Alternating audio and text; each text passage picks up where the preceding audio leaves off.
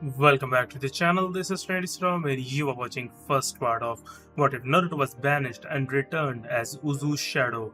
If you enjoy this video, please like, share and subscribe to this channel. Now wasting no time, let's start the story. The council has decided to banish you, Naruto Uzumaki, Danzo said with a genuinely evil grin.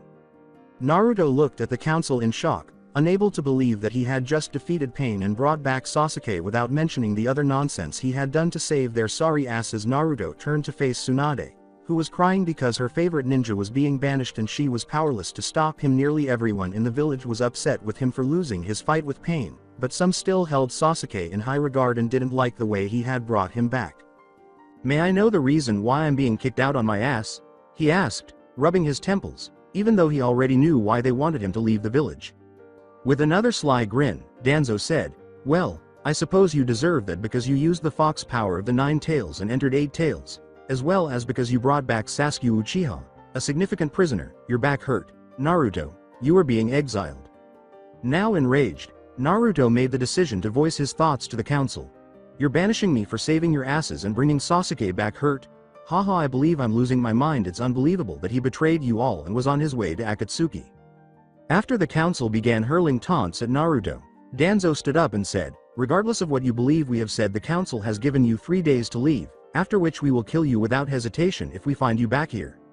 Incredulous, Naruto rose from his chair and walked out of the council room.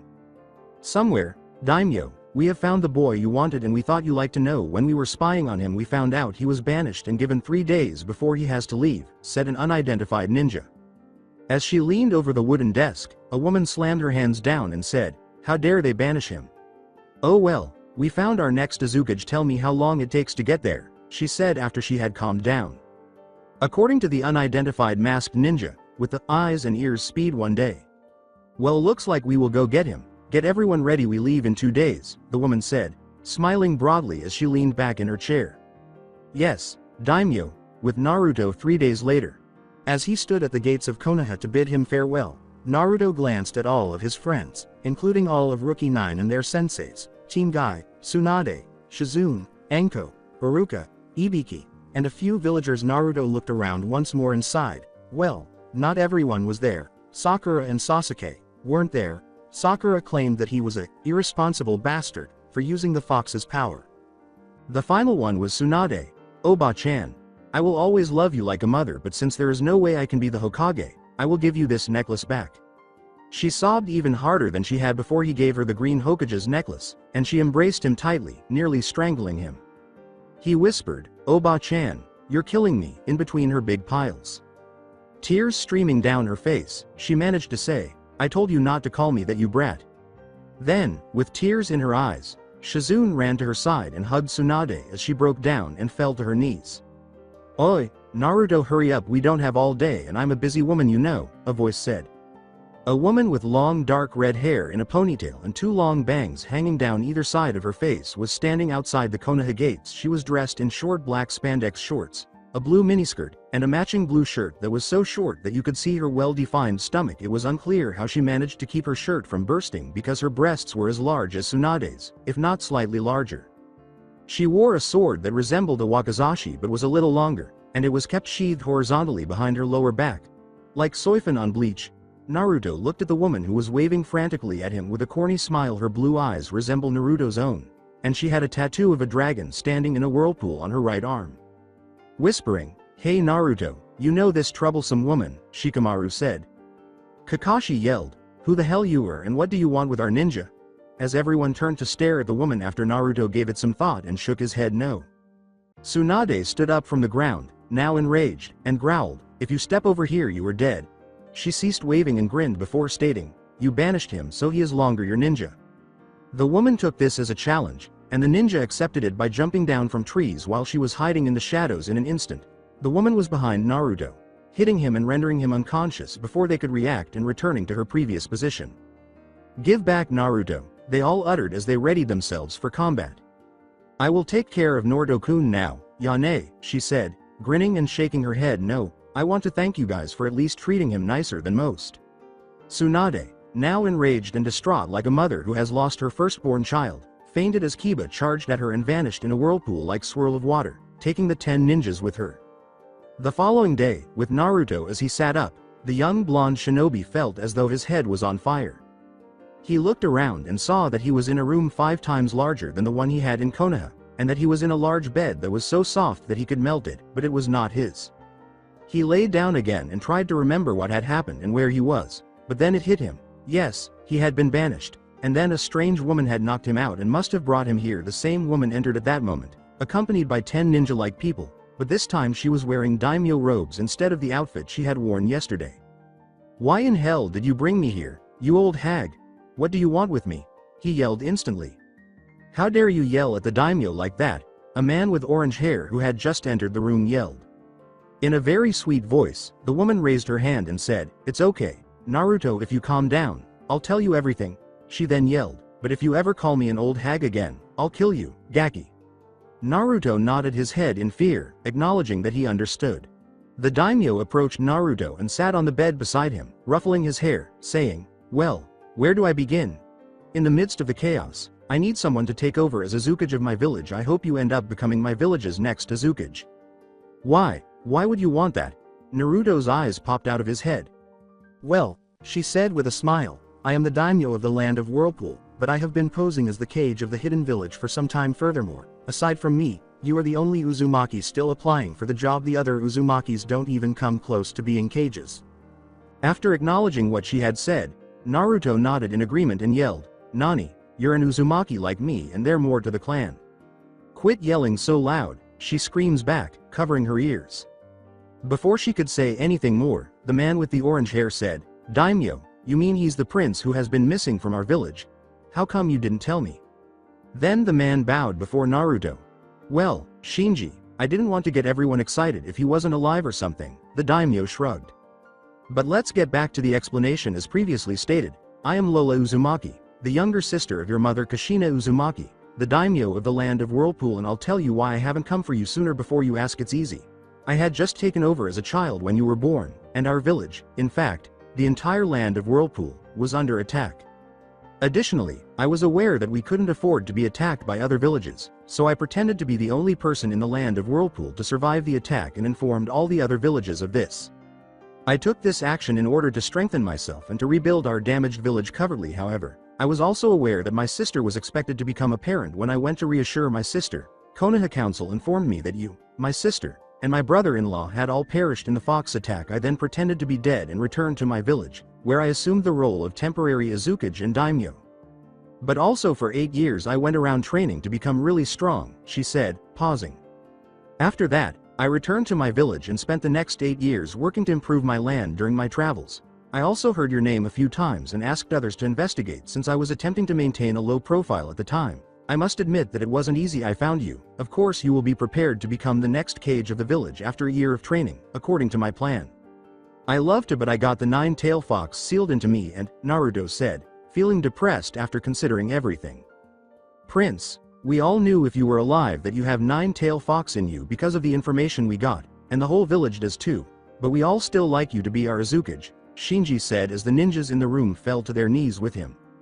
Naruto was shocked that they would accept him in that way. Lola also nodded, saying, "Yay, so you're going to be the next Azukage whether you like it or not." With tears in his eyes, he unexpectedly leaps into Lola's arms and embraces her, saying, "Thank you, Auntie, it is an honor to be your Azukage." Then Lola broke down in tears, saying, "You baka, it's not nice to make a woman cry. Well, I got tell you all about the land of Whirlpool's history and your mother and father, and the Uzumaki clan and its great bloodline," she said after they had stopped crying. Late afternoon in Konoha, the Hokage was a mess. She drank 18 bottles of sake and sent an Anbu team after the person who had taken Naruto, but Anbu reported that they couldn't find any trace of Naruto or the strange woman anywhere. The Hyuga heiress was the most depressed of Naruto's friends. She finally confessed to him and he was banished, and she wished she could have gone with him. Then it hit her. She could leave the village. Without Naruto, he was her world. She knew she might never find him, but whether he was alive or dead, he wouldn't be permitted to return to Konoha. Later that night, Hinata jumped the Konoha gates and fled without anyone noticing. She ran until she was certain that if Anbu was sent after her, it would take hours for them to catch up, so she took a quick break and camped out until early morning before continuing on her way. As a member of a tracking team, she knew that the first village she saw was asking to be caught, so she decided to stop there. As she looked around the third village, her stomach growled, and she thought, I guess I should get something to eat. She entered a ramen shop and grinned to herself, I guess ramen is good. She realized she had forgotten to bring money after ordering a bowl of miso ramen. How could I forget to bring some money? She exclaimed. As a gentleman, he listened to her words and said, since you ordered light and it's not that high, I will pay for it, miss. With suspicion in her eyes, Hinata glanced up at the man speaking to her and said, it's okay. He murmured, no it isn't, because the guy who cooked the ramen has to get paid and you don't have any money, you said it yourself.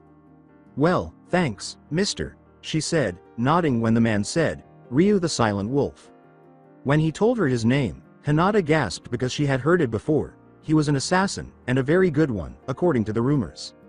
She was looking shocked, so he said, don't judge a book by its cover. I'm not just a crazy assassin like you're thinking. Well, thanks anyways, Ryu, but now I owe you. Is there anything I can do for you? She said, nodding, still afraid of him. If you truly feel that you owe me, tell me why you're in this dangerous place and why you don't have any money. Ryu shrugged. Look, I'm an assassin, Ryu said, observing her tense up and sensing that she didn't want to discuss it. Nothing you say has given me cause for disappointment or ire. Hinata ended up telling him everything about Naruto's exile and her departure from the village over ramen because, for some strange reason, she felt comfortable enough to trust him. After they had finished their ramen, Ryu said, Hinata, if you don't have a place to stay, follow me. He also gave her a brief introduction, but it was only basic information. Unsure whether to accept the man's offer, Hinata gazed at him until she caught a glimpse of Ryu rising from the stool, paying for their meals, and leaving. After giving it some quick thought, Hinata decided that the best course of action was to follow this stranger with black hair, so she rose from the stool and followed. After 4 years, everything had changed, and the land of Whirlpool was well known and prosperous throughout all of the element countries. She was tall and had long brown hair. Azukage-sama, I am here to report my mission, she said. Mazurka, how did it go? The Azukage asked, grinning as he turned to face the woman. Have you discovered the whereabouts of that missing nin? Mazurka said, hi, Azukage-sama, and she gave him her report. He grinned at it, thinking that she had tortured him again, and he said, thank you, you may go. She said, hi, Azukage-sama, and walked away. The obnoxious daimyo interrupted the Azukage as he was beginning to settle into his chair and unwind. What do you want, daimyo? Don't you tell me what you want, Naruto, the daimyo yelled. Okay daimyo, may I ask why you came to see me? Naruto, you know I hate when you call me daimyo, call me by my name. Alright, Auntie Lola, what do you want? Naruto laughed. Naruto, you promised to buy me sake because you lost the bet, now pay up, she whimpered, rolling her eyes. Not now, I'm busy, come see me in 2 days, I should have time, but not now auntie, come back then and stop coming here for unimportant stuff. With a sigh, she muttered something and walked away. Now that he was at last able to unwind, he sat back in his chair and took in the fresh air from his open window, remembering how he and his wife had met the year he became the Azukage and how he and Lola had just destroyed a village that only committed rape and murder, and how his now wife and her friend were assassins who had been hired to kill 4 men in the same village. He laughed to himself when he recalled the look on their faces when they saw the village on fire. They were pissed and out of work, but it appeared that his Aunt Lola knew the man who was with his now wife, and she begged them to return to our village and serve as ninja here. Naruto couldn't help but laugh again when he recalled how his aunt gave the man the position of personal bodyguard, even though she didn't need one, because she had a crush on him. Konoha, a blonde woman, was sitting at her desk with her head down, papers piled high on either side of her, and a bottle of sake when she heard someone knock on her door and shouted for the 7 ninjas she had previously called for. She got up and said, Kakashi, Anko, Kurenai, Hanabi, Shikumaru, Kiba, and Sakura, I have a mission for you. Is it going to be troublesome? Shikumaru inquired. Perhaps I should ask you to visit the recently reformed land of Whirlpool, where the village tucked away in the Whirlpool is located, in order for the Azukage to support us in our conflict with the Iwa, Otto, and Yuga. I need you to form an alliance with him. It is claimed that the Mizukage and Reikage will assist if the Azukage can. Kakashi questioned, but why would they want to help us? Given that Konoha played a role in the collapse of the land of Whirlpool so many years ago, they probably won't want to assist us. However, I need you to persuade them that forming an alliance with us is beneficial. She inhaled and went on. Remember that the ninjas may be hostile toward you, so be on guard. This is our only chance to win this war. If at all possible, Kakashi, your team leader, please don't let me down. Go right away. They all said, Hi Hokage-sama, and then they took off. In the forest silently, The Leaf Ninja team leaps from tree to tree. We're going to have to sneak in because they don't like us and I don't think they will let us just walk right in there, Kakashi said, breaking the silence. Together, they said, "Hi," and then they all returned to their silence. Do you know anything about this village? Kiba asked, turning to a silent Kakashi. Since we have to sneak in, I bet it's going to be troublesome, Shikamaru responded before Kakashi. How long will it take to get there? Sakura then inquired. 2 days approximately, now hurry up and quit asking dumb questions, Anko replied. After 2 days when a bewildered Kiba said, we arrived to where the land of whirlpool's supposed to be, but I don't see anything but an ocean with a big whirlpool in the middle, Akamaru barked in agreement. Sakura replied, yes, I am aware of the location of the entrance. Then Kurenai gestured with her hands and yelled, release, I feel genjutsu. The ocean's whirlpool vanished, and a huge open gate with the words, Land of Whirlpool, written in kanji on one side of the smooth brick walls appeared. I think we should change into our disguise now, Kakashi said, turning to his group. They all nodded and changed before entering the land of the whirlpool and taking in the scenery. They thought it looked great for a place that had only been rebuilt 5 years prior, and it was 10 times better than Konoha. After walking for a while, they arrived at the village of Uzubikure, also known as Uzu, which was hidden in the whirlpool. The 7 ninjas were unaware that they were being watched, and the spy turned and departed, leaving a trail of wind. When the 7 ninja reached the guard's desk, one of the guards asked, who are you and what do you want? We're here to stock up on goods and have a little vacation, Kakashi continued. They were momentarily alarmed by the guard's laughter and believed they had been apprehended. One of the guards remarked, vacation you must be from Suna, you Suna guys always come here for vacation. Yay, we are from Suna, hehe. The guards open the doors and they enter the village as they all unwind and Kakashi chuckles. Office of Azukage. When Azukage's doors suddenly flew open, he turned around and asked, what do you want? A man wearing a dragon mask said, I'm sorry, Azukage-sama, but we saw 7 Leaf Village ninjas posing as civilians. Alert the general and get the Watchers, and bring the Leaf Ninja to me at once, the Azukage said. The man in the dragon mask said, hi Azukage-sama, and then vanished. For Whirlpool ninjas, the Watchers are similar to Anbu. Konoha Nin Sakura exclaimed, wow, this place is really nice, with excitement. Yay it is, hey Hanabi, Sakura, Shikamaru, want to see what their food is like here cause I'm starving, Kiba replied. Kakashi sulked and gestured to Kurenai, Anko, and himself. You invite them but not us, he said. Kiba began, well you see, but was interrupted when 7 masked ninjas surrounded them. Stop right there, you intruders, one of the ninjas yelled. Kiba began to draw his kunai, but he stopped when Kakashi shook his head. One ninja said, I should kill you Konoha scum. He was interrupted when a large red fox emerged from a black hole that had formed on the ground. What was this? The Konoha ninja were all taken aback. The fox transforms into a human. He was stunning, with pale skin, black eyes with red slits, and long, red hair. Kyuubi-sama, one of the ninja yelled. Kyuubi, screamed every Leaf Ninja. The masked ninja nodded and seized the Leaf Ninja, pulling them behind Kyuubi. Kyuubi grinned and added, the Azukage wants to see you Leaf Ninja and he is angry, so hurry and follow, and he told us not to kill them, so be nice guys. Office of Azukage. The Azukage sat on his desk because he didn't like the robes and wore his cage hat while staring out the window. As his door opened, he heard the Kyuubi say, Azukage-sama, we have brought the intruders. The Kyuubi instructed the masked ninja to depart. After the Azukage nodded, he then saw Kyuubi approach him, but he was facing the Konoha ninja at the time. When the Azukage said, I don't know what I should be pissed at more. You guys enter in my village without my permission or fact that you want to form an alliance with me so I can help you in war. One of the Konoha ninja started to speak.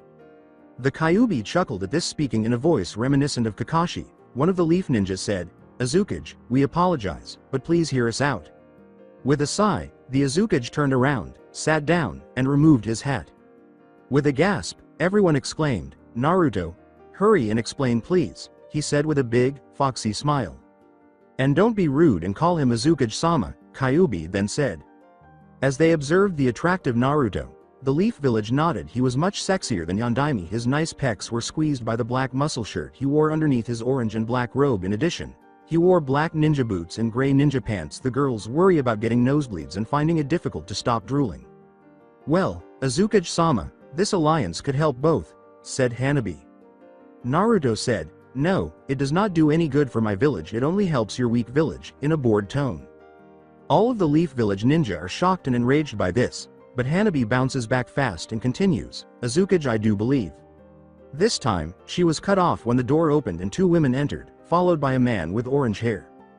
They recognized one of the women as the person who had taken Naruto 4 years prior. The other woman had long black hair, lavender eyes, and a hate around her neck.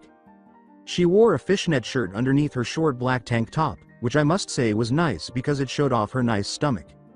She was also wearing black ninja heels and a matching black miniskirt. Bandages were wrapped around her left upper hip, and a sword with a gold handle and blue sheath was on her right hip. She also had a matching sword on her left, but it was close to her lower back like the woman next to her. She had a tattoo of a dragon in a whirlpool on her right arm, but hers featured the earth sign in kanji. Both women were extremely attractive.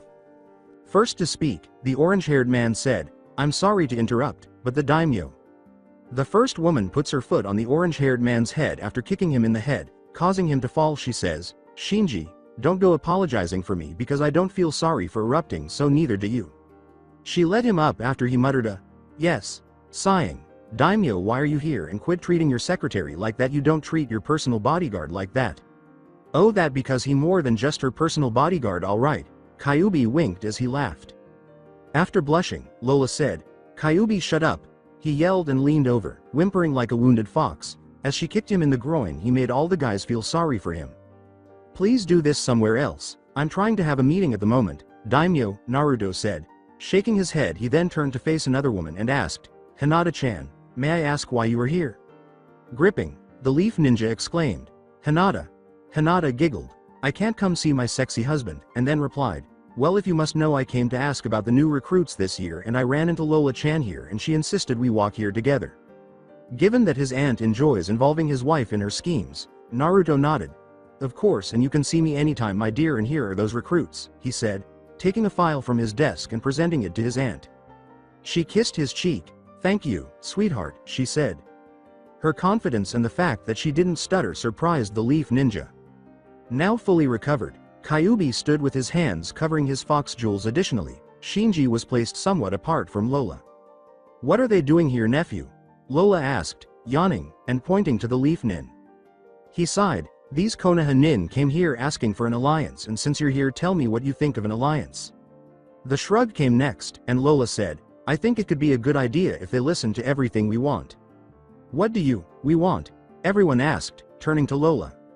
I don't have time to explain. We can have a meeting tomorrow and discuss how we can benefit in helping you, but for now I recommend you find a place to sleep, she says to Naruto. And nephew, you owe me sake, now pay up. With a sigh, Naruto said, all right, come over tonight. You cheap asshole. Why should I wait any longer? She said as she rushed over and put him in a chokehold. I'm cheap, you can buy your own, he said, breathing heavily at the two. Everyone shook their heads. Hinata smiled wickedly and said, Lola-chan, please don't kill my husband, I need him for my own use. Knowing what she was implying, everyone flushes, and Lola lets go of Naruto from her death grip. Fine, Hinata-chan, since you're off today, come over to the palace please, asked Lola. Naruto said, hey wait, since the Konoha Nin are not liked around here, let them stay at your palace, and I will bring 18 extra bottles of sake to your home if you do. Hinata nodded, and Lola hooked arms with Hinata and two started to leave. No, they must not, Azukage, they're peasants and below the daimyo, Shinji said before anyone else could. This infuriated Lola, who threw Shinji out of the window with a punch, saying, of course they can stay if you're going to bring sake, my dear nephew. Sweat drips from everyone. They nodded and started to follow her out of the Azukage's office when Lola said, come on Leaf Nin, I don't have all day. As soon as they were outside, Lola jumped on a tall man with calm-looking face, pale skin, and untidy dark black hair and gray-blue eyes. Lola put on a puppy dog face and said, Ryu-kun, why didn't you come up with me? You're my personal bodyguard, and I could have gotten hurt. Daimyo, I thought it would be better if I didn't, and to give you and your nephew some privacy, Ryu said, slowly sitting up and gently pushing her away from him. She grumbled, Ryu-kun, we are friends, that means you can call me by my name, and why I would need privacy with that baka of nephew? I feel safe if you were there with me, Ryu-kun. He thought to himself, I'm going to kiss you to death if you keep looking at me with those beautiful eyes, but he maintained a composed expression. With a sigh, he said, next time I will come in with you. He then turned to face the large group of people behind Lola and asked, "Daimyo, why are they with you?" Hinata chooses to respond, "Ryu-sama, these here leaf ninja came here for an alliance and my husband asked Lola-chan to let them stay at the palace tonight." After nodding and giving himself a pat, he got up and dragged Lola along with him. "Well, shall we start then?" he asked. "Yes," said Lola, hooking her arm into Ryu's. "Let's go, Ryu-kun." "I wish I were the bold type. I make you mines, Lola-chan," Ryu thought to himself. When Shinji finally caught up, she attempted to break them up, but Lola nearly beat him to death. Hinata laughed as she watched Lola cuddle up close to Ryu, saying she felt safe. Kiba whispered to Hinata, "Hey Hinata, how did you find Naruto and is that lady really the daimyo?" Hinata nodded and pointed to Ryu, who was being gently pulled ahead by Lola. "Yes, she is the daimyo of the land of Whirlpool, but as you can see, she doesn't act like one much, and I wouldn't have met Naruto if I hadn't met Ryu there," Hinata said. "What do you mean?" Kurenai inquired. She described how the ramen shop is where she first met Ryu. "You met an assassin and because you felt like you could trust him you followed him," said Sakura. Hinata shrugged. "It might have been stupid but I'm glad I did. He trained me to be an assassin too and we travel around doing missions until we got a mission to kill 4 guys in a village that was known to rape women and murder. When we got there village was burnt and dead bodies everywhere.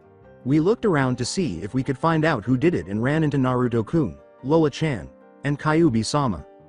Seems those 3 alone took out that village and the guys that we were supposed to kill were already dead." Lola-chan, who recognized Ryu-sama, asked if we like to come back to their village, and since my only purpose of being with Ryu-sama was so I could find Naruto I decided to come back with them. She took a breather before saying, Ryu-sama really wasn't sure but since Lola-chan once was a good friend of his convinced him and made him her bodyguard and she trained me too which I became the head captain of the Watchers, a group of Jonin ninja who do rank missions, like Leaf Village's own Anbu. They swallowed Hinata, the group's head captain, who had been an assassin and was as powerful as the Anbu. Then she inquired, "What was your assassin name Hinata? We've been looking for you and if you would have went by Hinata we surely would have found you." They all gulped loudly, now obviously afraid of their former friend, as she grinned and said, "I was the female assassin called the Death Princess." Hanabi continued hesitantly, Sister, it was said that the Death Princess killed over thousands 3 years ago and disappeared. That was you." Hinata replied, "Yes, but I only took on certain jobs, for example guys who rape women and kids or crooked thieves and murders." They calmed down a little, but they were still afraid. But Hinata is Ryu, the same Ryu from Konoha who was banished years ago. Kakashi then posed the query. "This is the palace. What do you think?" she asked, nodding and looking up. When Kakashi looked up at the enormous palace in front of him, he wanted to ask more questions but stopped. The place was as large as 3 mansions and was composed of marble and sparkled. 10 ninja emerged from the shadows and form a line along the walkway as the gates opened. One side has 5, while the other side has 5. As Lola passed them and entered the palace, they bowed. When Kakashi entered the building, it appeared to be Logger on the inside. He heard one of the ninja whisper, "What the hell are those leaf nin doing here?" Followed by another whisper, "Who knows?" Lola then released Ryu and said, "Hinata-chan knows this place up and down so she can show you around. I have to change and go do some business which shouldn't take long, then we can drink and eat till our heart's content." "Yes, Daimyo, you should change quickly, the other party has already arrived," Shinji replied. After giving a nod, she went up the spiral staircase. Shinji looks at the leaf ninja. "I can show you fellows to the male guest room and if Hinata-sama would like she can show you females to the female guest room so you can get all cleaned up." They nodded, with the girls following Hinata and the boys following Shinji. Naruto.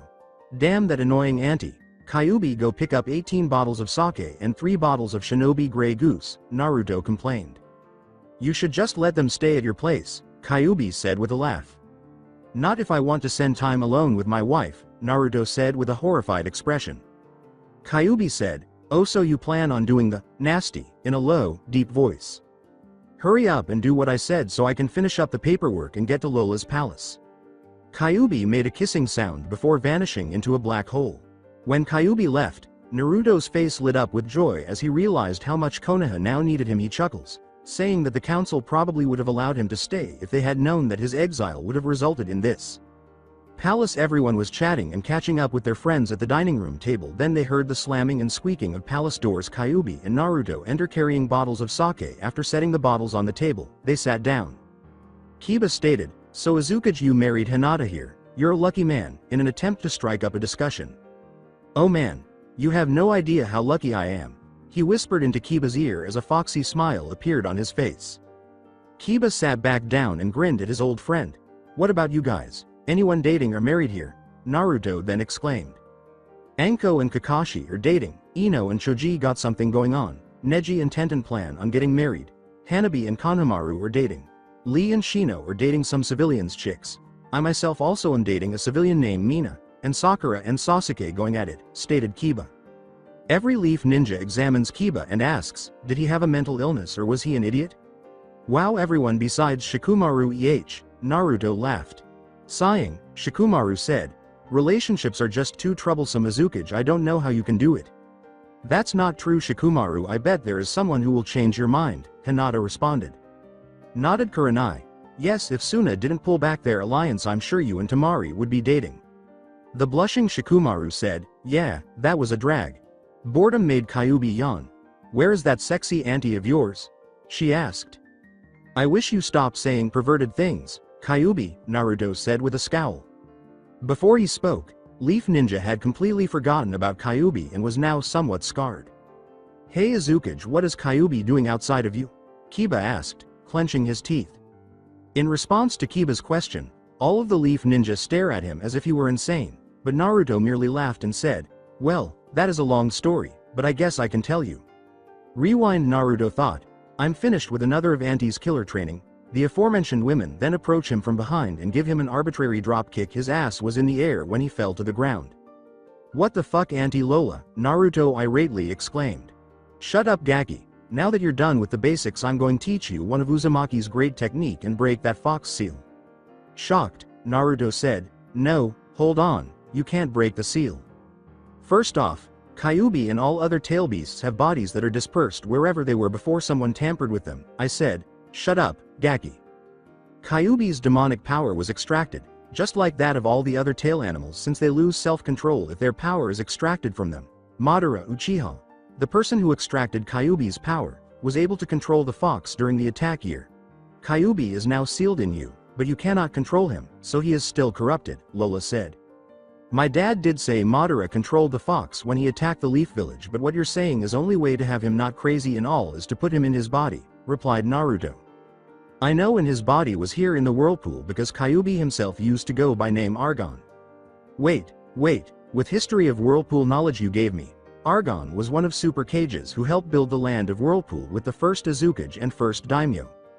Yay, I know, that was years ago, Lola stated. Baka Kyuubi is 9,000 years old, he had time to hang with them, in a serious tone. The inquisitive Naruto said, so how do we go about placing him in his body? Well, first I need you to ask the fox if he can promise to grant you and your offspring with enormous chakra, heightened senses, increased stamina and healing abilities, and the mark of the mate. With a, why hell would I do that, Naruto added. Because it's just cool to be able to have stronger Uzumakis. Now ask him to do that and tell him if he does you will be setting him back in body of his own. Okay. Wait, what you mean body of his own? I thought you had his body, Naruto replied. Simple, Kyuubi is not controlling his thinking, his demonic power is, and if you say he can go back to his own body he might refuse. After nodding, Naruto became silent and had a detached expression on his face. When his eyes came back to life, she asked if he was ready, and he nodded. Lola approaches a tree, reaches behind it, and pulls a mummified body in Naruto's direction. Putting his hand over his nose, he said, Ew, it stinks. I understand, so let's move quickly and finish this, she said, taking out a bookmark seal and opening it while turning the pages. Now repeat this, make the hand signals, and then dab some of your blood on the seal on his forehead. Through swallowing, he said, why you think a W will work? She said with a smile, I really don't know, then why hell should I do it? He said, tumbling over and then leaping back up. Because I say so, now suck it up and do it. He was about to refuse, but he felt she would force him to, so he made the hand signals, bit his thumb, and smeared his blood on Kyuubi's forehead seal. Red chakra began to pour out of Naruto's body into the mummy's body after he felt something go through his body. After a moment, he felt weak and decided to sit down. The mummy muttered, get this off, and Lola reached over to start removing Kyuubi's bandages until none remained. He's naked, Naruto declared. Of course baka clothes don't last as long as skin, Lola replied. Nice breast there, Chika, you can help an old fox if you like what you see. After giving him a groin kick, she said, I heard you were perverted, but I see now it was not a lie. Come on you two, we did enough for today. What? You said you would teach me the Uzumaki's special technique. I wasted my time getting a pervert of a fox a body. Only go back to palace. Fine, you trained enough so should be easily tap into the Uzumaki's special eyes. The special eyes, Naruto and Kyuubi expressed. Lola said, yeah, you should know Kyuubi. He grinned and said, I do. I just think kid will suck at it. You dumb fox. Why don't you? Shut up both you. If you want to learn how to use the Uzugakugen then listen once because I won't repeat myself. End of flashback. Inquiring. So Kyuubi, you're not a bloodthirsty demon, Kiba said. But I don't like to kill randomly like everyone believes. I only like to kill people who are threat. Kyuubi said with a sly smile. No, I'm still bloodthirsty and a demon, he said, pausing as he watched the majority of them gasp. The drop of sweat from the leaf ninja only made Kyuubi, Hinata, and Naruto laugh. Naruto, you mentioned Super Cage and Uzugakugen. If you don't mind, what are those? Kakashi said, wishing to shift the conversation. A Super Cage must master their affinity because they are far stronger than the average cage. The eyes of the Uzumaki bloodline or the Uzugakugen similar to the Sharingan and Byakugan. I won't go into detail, but when I activate it, my eyes begin to swirl like my clan's symbol. If you look into my eyes for too long, you will suffocate as though you were drowning in a whirlpool of water, Naruto remarked indifferently. Can I see please? Naruto, please, Kakashi insisted. Good to see you still, weird Kakashi, but I can't, Naruto said, laughing and shaking his head. They all chuckle at the now scowling Kakashi. Fine, be like that, Naruto, Kakashi pouted. I apologize. It appears that my meeting took longer than I had anticipated, Lola said as she entered, followed by Ryu and Shinji. Yay, well, I brought you 18 bottles of sake and 3 bottles of Shinobi Grey Goose. Now you should be happy for a week, said a beaming Naruto. She grinned and said, yeah, thanks, nephew, before snapping her fingers to summon 10 ninja to her side. Join us in this feast, Lola said. Shinji opened his mouth to say something, but changed his mind and closed it. The maids then brought in a ton of food, and Anko and Naruto were overjoyed because there was so much dango and ramen. They ate and chatted until they were full, and as the night wore on, everyone started to head to their guest rooms. When Hanabi asked Hinata to spend the night with him, Naruto moaned because he wanted to go home with her. When Hinata agreed, he cursed the gods for this bad luck and decided to stay as well, going to the room his aunt had given him when she first brought him here. Naruto even made sure Hinata knew which room he was in case she wanted to cuddle in the middle of the night, but he was only let down when she didn't show up. Naruto was not happy at all when he woke up the following day, despite being happy in his down south. Why does Hinata get to be so mean? He moaned. At that moment, his bedroom door opened, and he looked up, thinking, speak of the devil. Hinata entered the room wearing her silk purple nightgown, which fit her body well, and climbed into bed, cuddling up to him. He grinned to himself, wondering, who said cookies in the morning was a bad thing? He began to nuzzle her neck, and she pressed his tiny Naruto against her stomach. Don't get too happy there, big guy, we both have to get up and get to work in 1 hour, Hinata said with a grin. Grr. Woman, I don't want to have blue balls all day, so if you're going to tease, go away please, he cried, gently pushing her away. Before saying, I'm joking babe, you've been a good boy so I'll let you get some, Hinata gave him a quick kiss while laughing. Naruto smiled and said, really? She smiled, but we got to make it quick because I got new recruits for the Watchers, remember, and head captain showing up late would really look bad. Naruto grinned. I'll try, but I'm not promising anything, plus you can always pull a Kakashi. She mumbled, let's get it on, and laughed before going under the covers. Hinata grabbed his dick and began to gently stroke him before lowering her head and removing his orange boxers. Naruto groaned as he felt his wife's lips encircle the tip of his penis, and he placed his hands under the covers and on Hinata's head. On her second attempt, Naruto shrank as he felt Hinata take him whole into her warm mouth, a feat that always astounded him because most girls couldn't handle him due to his size. Under the covers, he moaned as he watched her gratify him by pushing her head forward, taking him again, and then slowly pulling back before beginning to move in and out while bobbing slowly on his cock. She stopped for a moment, letting his cock slip out of her mouth, and then pulled her gown over her head, letting her bare breast bounce out as she removed the silk gown. She was getting horny herself as she deep-throated him, so she slowly slid the straps off her shoulders and started to undress while she pleased Naruto. She wasn't wearing a bra today. Naruto groaned. I love my wife because she knows how to turn a guy on. The covers fell off her as she leaned forward and took Naruto's cock between her large breast, pushing it up and down while it was snuggled warmly between her soft mounds. Hinata persisted, but since Naruto didn't appear to be close to coming, she took him in her mouth once more, tightening her lips around his manhood as she did so. Now craving his semen, she bobbed frantically back and forth. She reached out, grabbed his thighs with both hands, and pushed him all down her throat once more, holding it there as long as she could. Ahhg hin Hinata I'm gonna. Before taking the head of his penis in her mouth and playing with it with her tongue, she pulled it out with a slight gag. She then slowly took more of him in her mouth, sucking greedily with amazing enthusiasm. He let his head drop back and groaned loudly before exploding into her mouth without finishing his sentence. When he felt himself finished, he turned back to Hinata, who grinned and gave him another powerful suck. As she eagerly swallowed his cum and grinned at him once more, her eyes remained fixed on him. Her smirk was filled with satisfaction. Before she spoke, Naruto observed her licking her lips with her tongue. Did you like that, Naruto-kun? Let's take a shower, he said, nodding his head and putting his arms around her waist to pull her onto him. He opened the shower door, turned on the hot water, and pushed her in against the shower wall before closing the door behind him. Hinata jumped off the bed, breaking his embrace, and grabbed his hand, pulling him into the bathroom connected to his room. She nodded, now more horny than before, and wanting him so she didn't waste time. Naruto took both of Hinata's soft mounds in his hands and started to play with them, pinching her nipples as hard as he could, causing her to scream his name in a mixture of pleasure and pain, only to have it drained out from the water dripping down on them. Hinata pressed her body against his and started to throw thousands of light kisses on his neck, traveling down. Naruto loves it when Hinata gets sex crazy and picks her up, wrapping her legs around him as he pumps his 9-inch cock in her, driving her insane. Hinata, dripping wet and desperate for him, reaches down, grabs his throbbing cock, and places it at her entrance. She pushes herself forward, moaning as she slowly takes in every inch of him. When she felt Naruto pick up the pace, she couldn't take it any longer and screamed his name at the top of her lungs because she didn't want to let him do all the work and soon match his strokes with her own. The water shower head washed everything down the drain, and the skin slapping together in the water and her incessant groaning his name drove him over the edge, and he began to pound in her like there was no tomorrow. What the hell, auntie? Screamed Naruto as the shower door opened, causing him and Hinata to jump. Lola grabbed some shampoo and turned to go. Lola said, oh hey, as though she had done nothing wrong.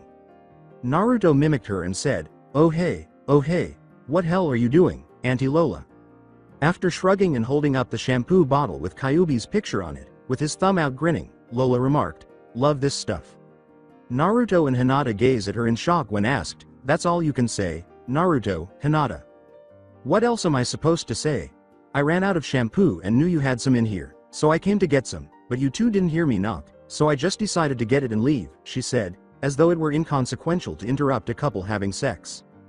You could have waited, we were busy, you know, Naruto sighed, stressing the word busy. I was unable to wait for you two, Lola remarked. Oh, and finish up here, breakfast should be ready in a minute. You and Hinata were fucking like it was going out of style, and I wanted to get some of this Fox and Fox shampoo and take my own shower. They were shocked when she left the bathroom, saying, and if you're so worried about me seeing you two fucking, go home and have sex. Down below everyone was seated and eating when Naruto and Hinata descended the stairs. Kakashi remarked, yo, you two finally woke up. They put food on their plates and nodded as they sat down.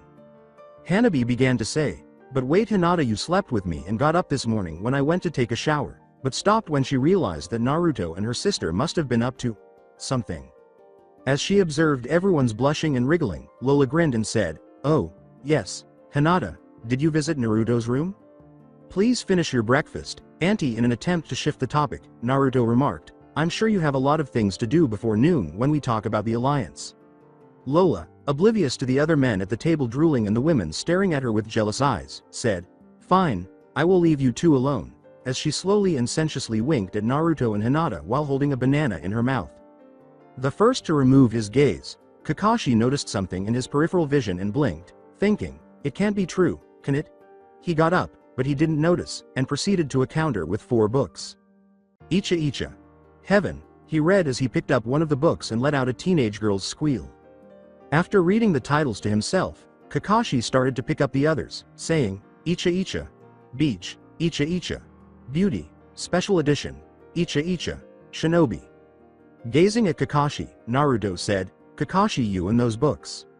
Instead of paying attention, Kakashi simply looked over the books before turning to face everyone and asking, how did you get these? They're new and updated, and Jiraiya is dead, so how do you have these?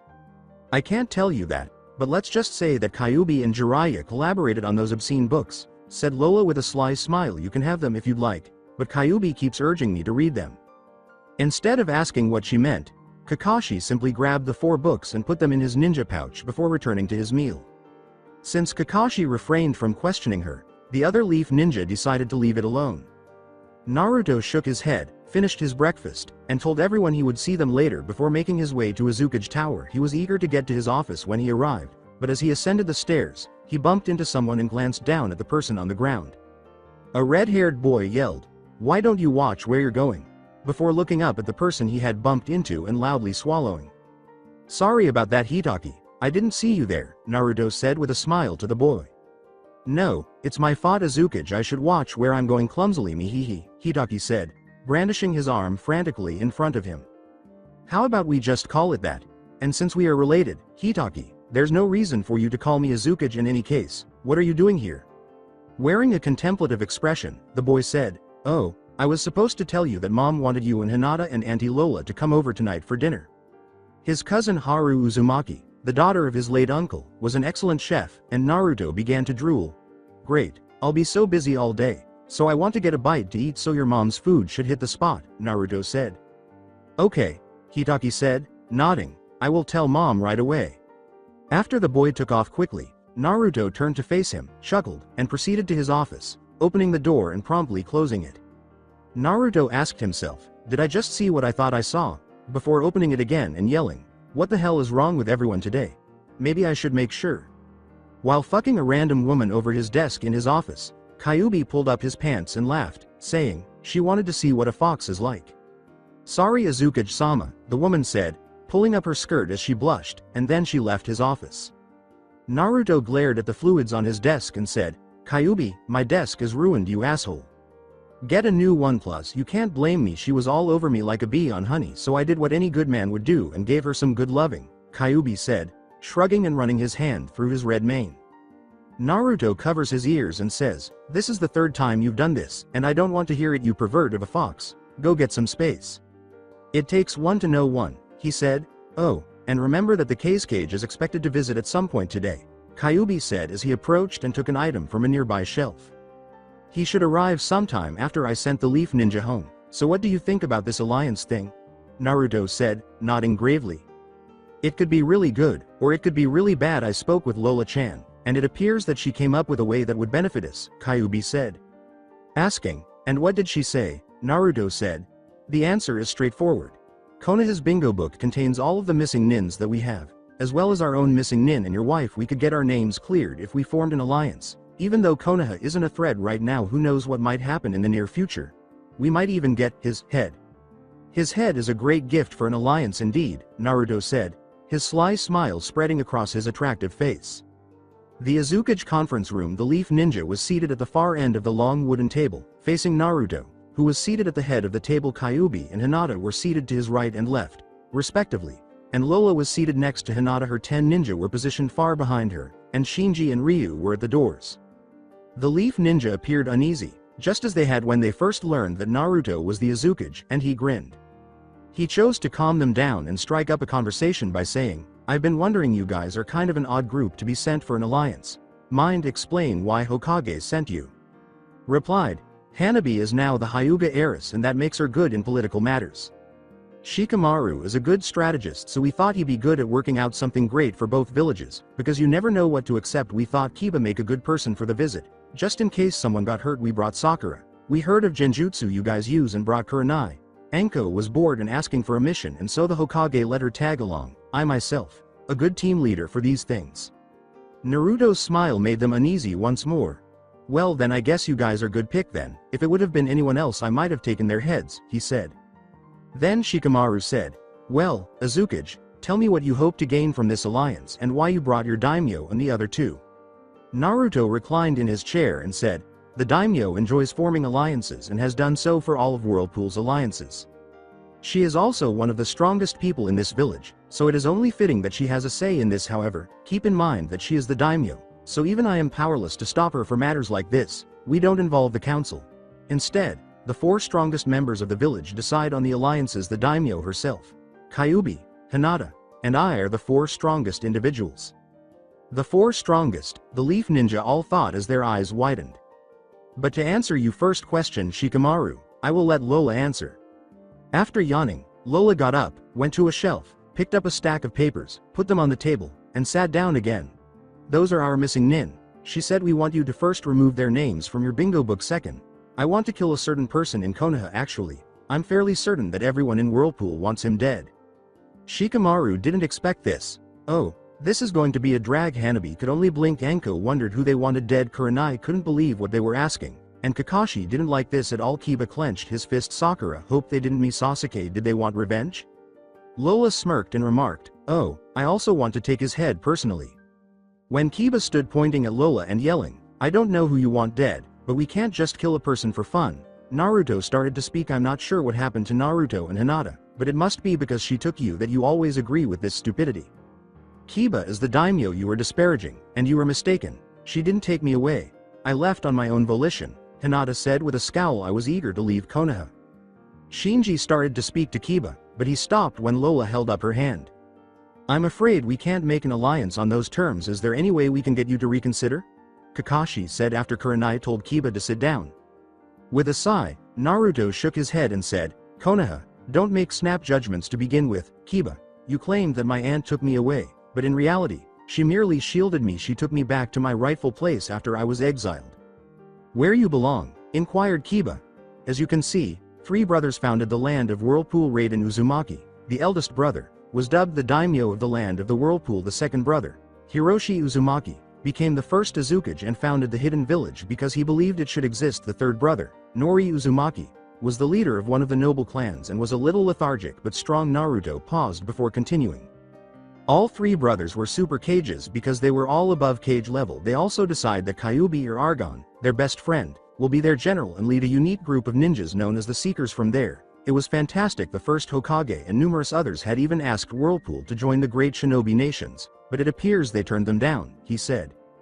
Kyuubi left to live somewhere else, got married, and had children after the 3 brothers passed away. Uzumaki's second generation was excellent, but the third and fourth generations led to Whirlpool's demise. As you can see, the first daimyo believed that a leader should be strong as well. He behaved more like a ninja than a daimyo and treated everyone equally. However, the third and fourth thought differently. Even the third and fourth Azukage were brutal, and they treated the other villagers badly due to the Uzugakugen and other excellent strategies. The fourth daimyo, my grandfather, had 3 children. My mother, Kushina Uzumaki, my aunt, Lola Uzumaki, and my uncle, Shiro Uzumaki. Since the fourth Azukage and the head of the noble Uzumaki clan at the time didn't appear to be expecting any children, they decided that my mother would be the daimyo, Lola would be the Azukage, and my uncle Shiro would be the head of the Uzumaki clan. However, neither of them developed the strength they had hoped for. After leaving Whirlpool, my mother moved to Konoha, where she met my father, Minato Namikaze. They still believed that my uncle should be in charge of the noble clan, but they decided that Lola would be the next daimyo. Because of this and her strength, Whirlpool was attacked before they could find another Uzumaki to serve as the Azukage. Because some people still harbored resentment towards Whirlpool for lending a hand to Konoha during the Third World War, Whirlpool ended up being attacked. Since Lola was now a daimyo, it was decided that Whirlpool should rebuild the village covertly after the Konoha Council decided not to assist, and Whirlpool was supposed to have fallen to defeat. However, all of the ninjas protected what they could, and despite the village being destroyed, the people of Whirlpool remained resilient. She also wanted to reassure my mother that she was dead, but it was reported that she was, and the council also misled her by telling her that I was dead. In order to gain strength, my aunt Lola pretended to be dead. My uncle became the head of the Uzumaki noble clan after Lola claimed the throne, but until she discovered me, Lola also served as the Azukage. Despite his death, my uncle had a son and a daughter, and his son is currently the clan's leader. You see, it's only fitting that I be returned to Whirlpool because my father passed away, and I also enjoy being here with my clan. Following the Leaf Ninja's examination of Naruto, Kiba remarked, so that means you are royalty and your fourth Hokage's son, and the daimyo is really your auntie, like blood related. Why do you think I call him nephew? Lola yawned. Naruto calls every woman older than him auntie, and he called the Hokage Oba-chan, Sakura stated.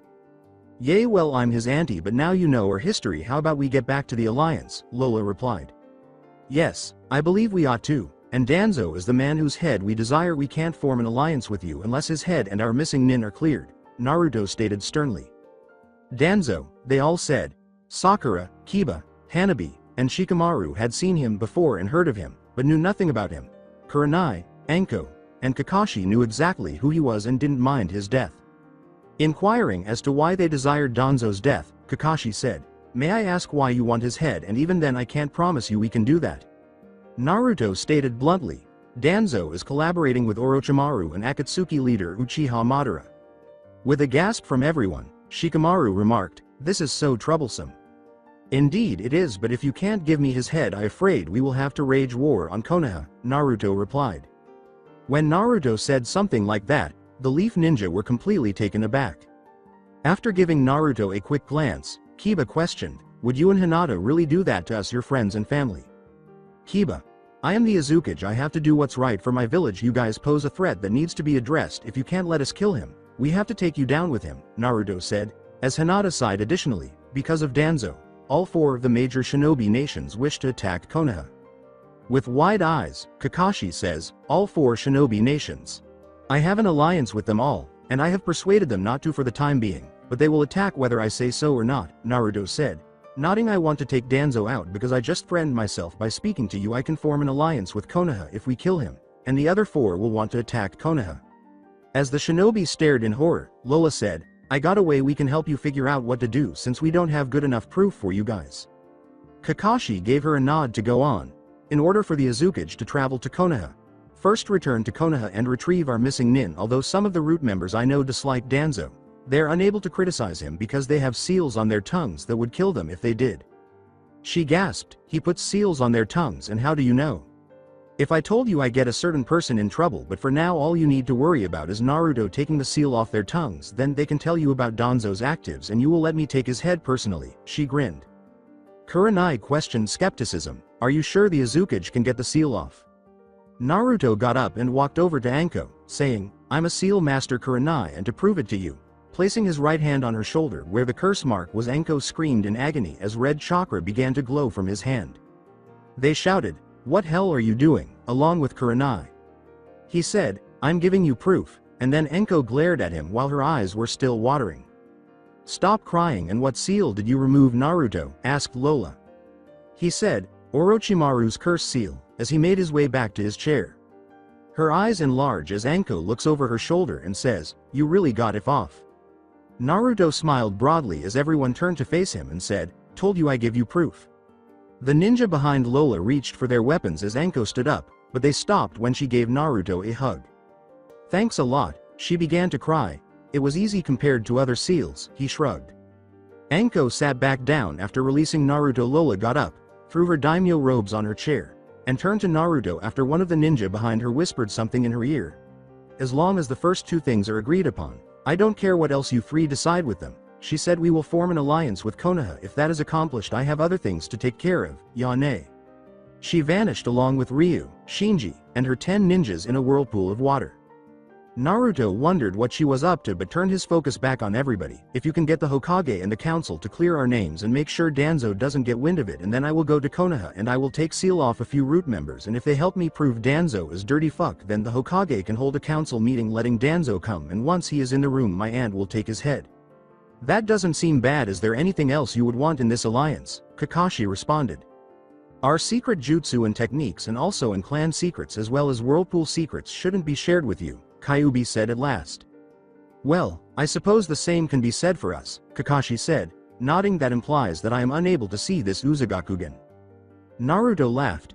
"Kakashi, the Uzagakugen is a Kekkei Genkei and deadly. If I use it you die. That's only reason I won't show you." "Kekkei Genkei," Kakashi stammered. Naruto gave a nod. "And it's stronger the Byakugan and Sharingan, so I do think my husband is only thinking of your best interest," said Hinata. Kakashi was stunned and envious. "Speaking back on the alliance, I think we should also not share most missions with Konoha, at least not in the beginning," Hinata stated. Shikamaru and Kakashi both nodded in agreement. Naruto questioned Kyuubi and Hinata, "So do both of you agree on those terms?" With a nod, Hinata said, "That's the only way I see fit." Nodding, Kyuubi said, "I agree.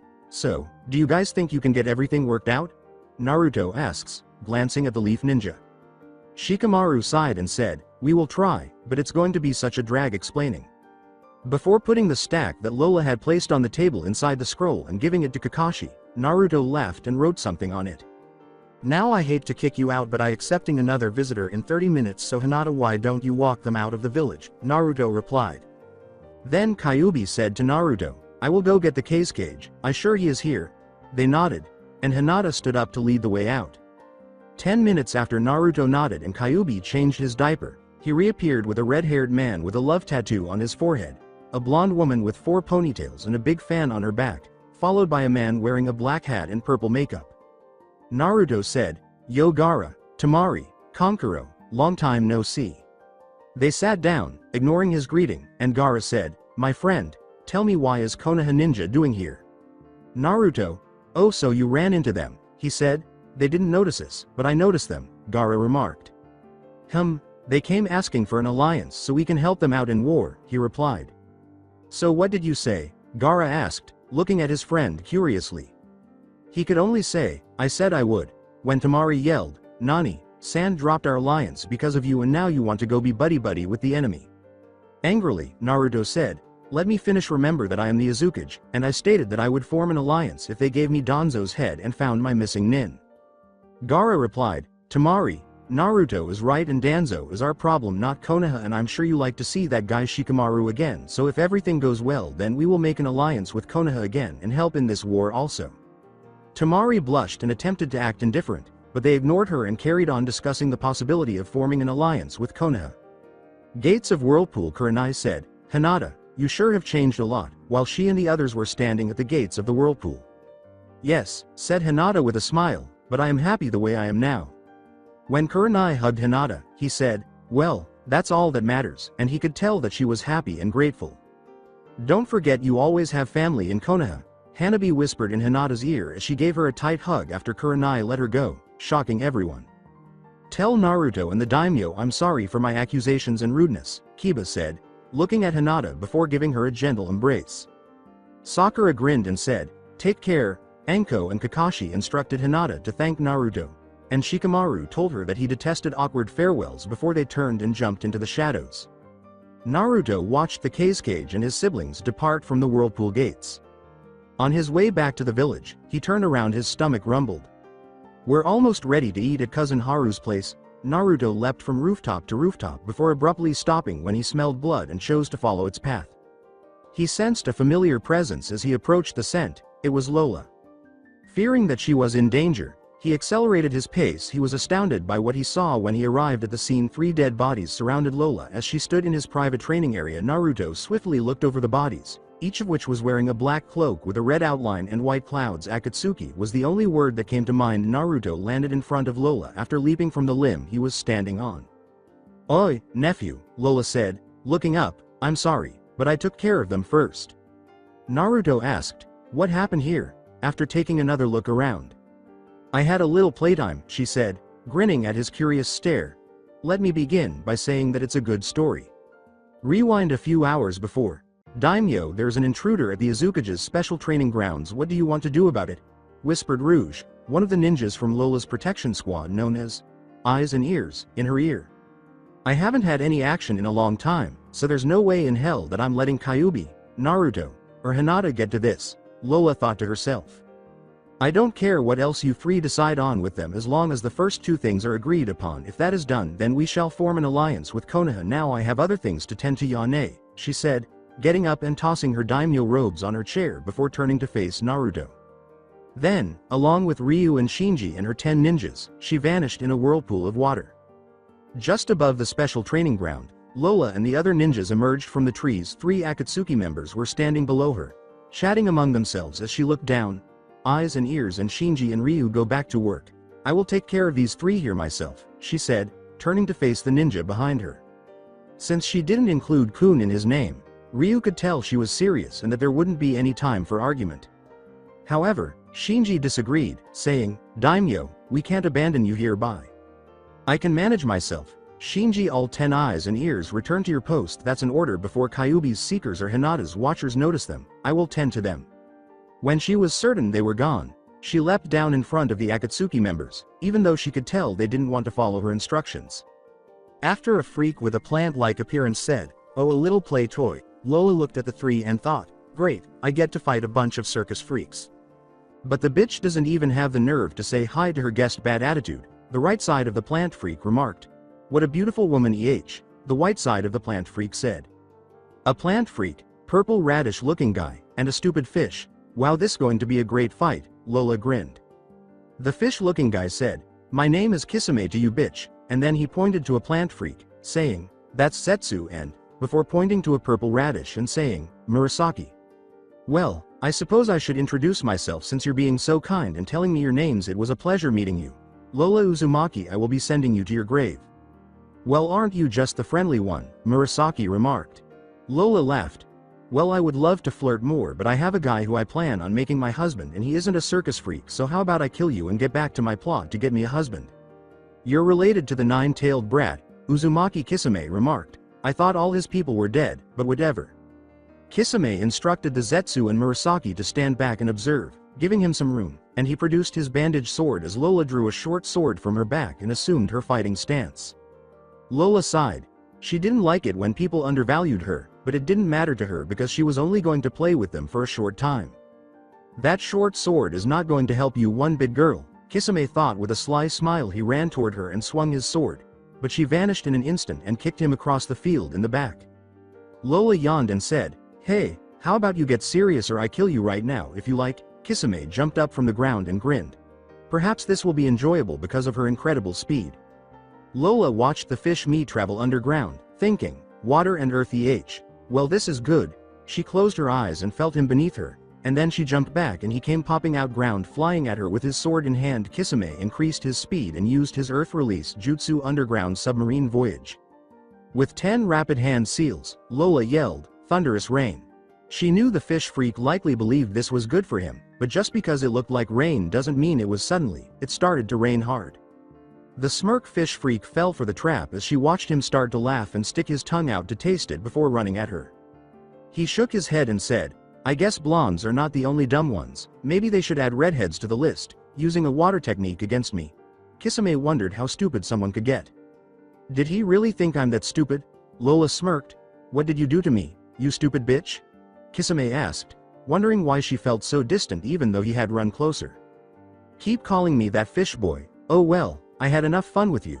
I guess I kill you now. That poison is already working on you anyway, Lola said, her veins starting to protrude from her head. Poison? Kisame collapsed to the ground, now struggling to breathe. Now that Lola was above him, she said, this rain is poison to anyone who drinks or gets in their blood, and you did just that, fish boy, now die. After cutting his throat quickly and stopping the rain, she turned to face the other two Akatsuki members and said, I hope you guys don't underestimate like your friend, now play with me. Zetsu and Murasaki showed up beside her. I like to kill you by myself, and don't worry, I won't be foolish like Kisame, Zetsu's white side said. Murasaki gave a nod and moved aside to give Zetsu space to battle Lola. A tiny trail of water emerged and started to rush towards Zetsu, going up his legs and squeezing tightly as Lola put her bloody sword back in its stealth and performed the 10-hand signs once more, this time using a different water jutsu. She then called out, Mizu death. Zetsu starts to absorb the water she threw at him after both sides of him chuckle, saying, I absorb water woman, your attacks won't work against me. Lola grinned and said, absorb water let's see you absorb this. Oh, you're no fun, Mr. Plant Freak. Oh well, time for me to kill you. Zetsu was tired of her and was planning to end the fight when she made a few quick hand signals that he couldn't mimic. Then she yelled, water shrine.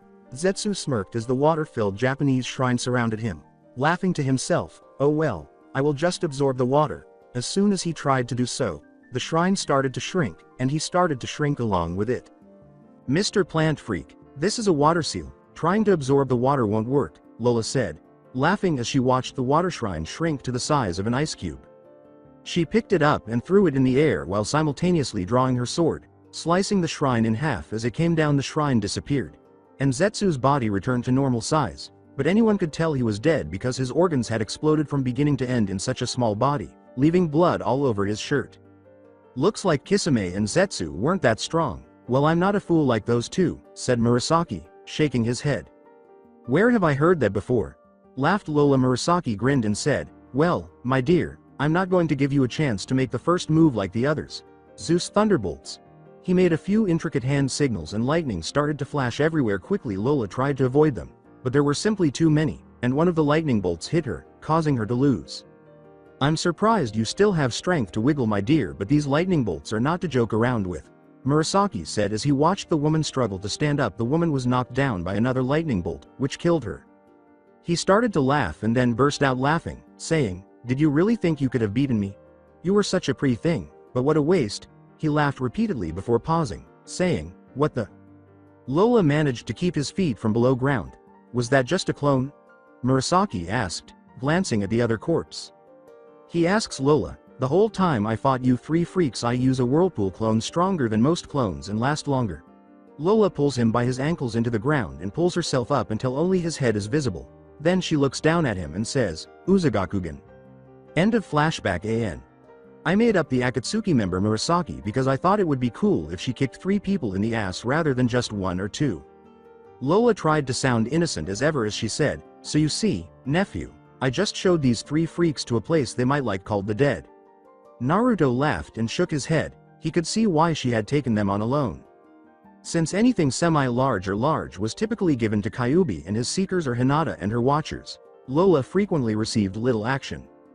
Here, even Naruto received more action than she did. He knew she was bored to no end because she was more ninja than princess and he himself detested doing paperwork all day, but being the daimyo meant making important decisions that the cage was not permitted to do and attending other daimyo's fancy meetings. She therefore attempted to steal every action she could when she had the chance. "Hey, what happened here?" said a voice above them. Looking up, Naruto and Lola saw a cat-masked ninja and Kyuubi standing on branches above them. "Hinata-chan, Kyuubi, seems like you guys are a little too late." Auntie Lola took care of these idiots.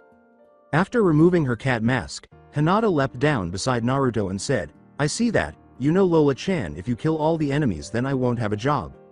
Lola chuckles, "Haha, Hinata-chan, you get more action than all us, but if you like you can tell your underlings to clean up this mess." "Yay, well, I'm hungry and I forgot to tell you guys, but we are supposed to go to Uzumaki compound and eat dinner tonight and it's almost that time," Naruto said as he grabbed his stomach. "Oh, they invited all of us. I was just getting hungry also," Kyuubi remarked, imitating Naruto's movements. Naruto nodded his head. "No, they just invited me. Hinata and Lola, you weren't invited, but I know that won't stop you from coming anyways, so let's go." In reference to the 3 dead nin's appearance as a fish salad, Hinata put on her cat mask again and remarked, "I will meet you halfway there because somebody really has to clean up this mess or the whole village will smell like fish salad." Ninjas of the Leaf silently, lost in their own thoughts, the Leaf Ninja made their way back to Konoha. Sakura wondered how Sasaki would react if she told him about Naruto. Now that they were aware that Naruto was still alive and doing well, she questioned whether he would accept the role of Rokudame Hokage. Sakura recalls that Sasaki informed her that the council had decided to bestow the title of Rokudame Hokage on Tsunade upon his resignation in 3 years. However, he declined, claiming that Naruto should have the title and that he felt it was entirely his fault that Naruto had been banished in the first place. But perhaps he will stop being so hard on himself and take the position in 3 years now that Naruto is the Azukage, she thought. Sakura felt bad too because she remembered how cruel she had been to Naruto when he used the 8 tails, but in all honesty, she didn't care about that. Instead, she was upset that he had injured Sasaki like the others. She didn't talk to Sasaki much for the first 3 years after he helped her realize she was mistaken, but they eventually had a conversation one day, and she only began dating him last year.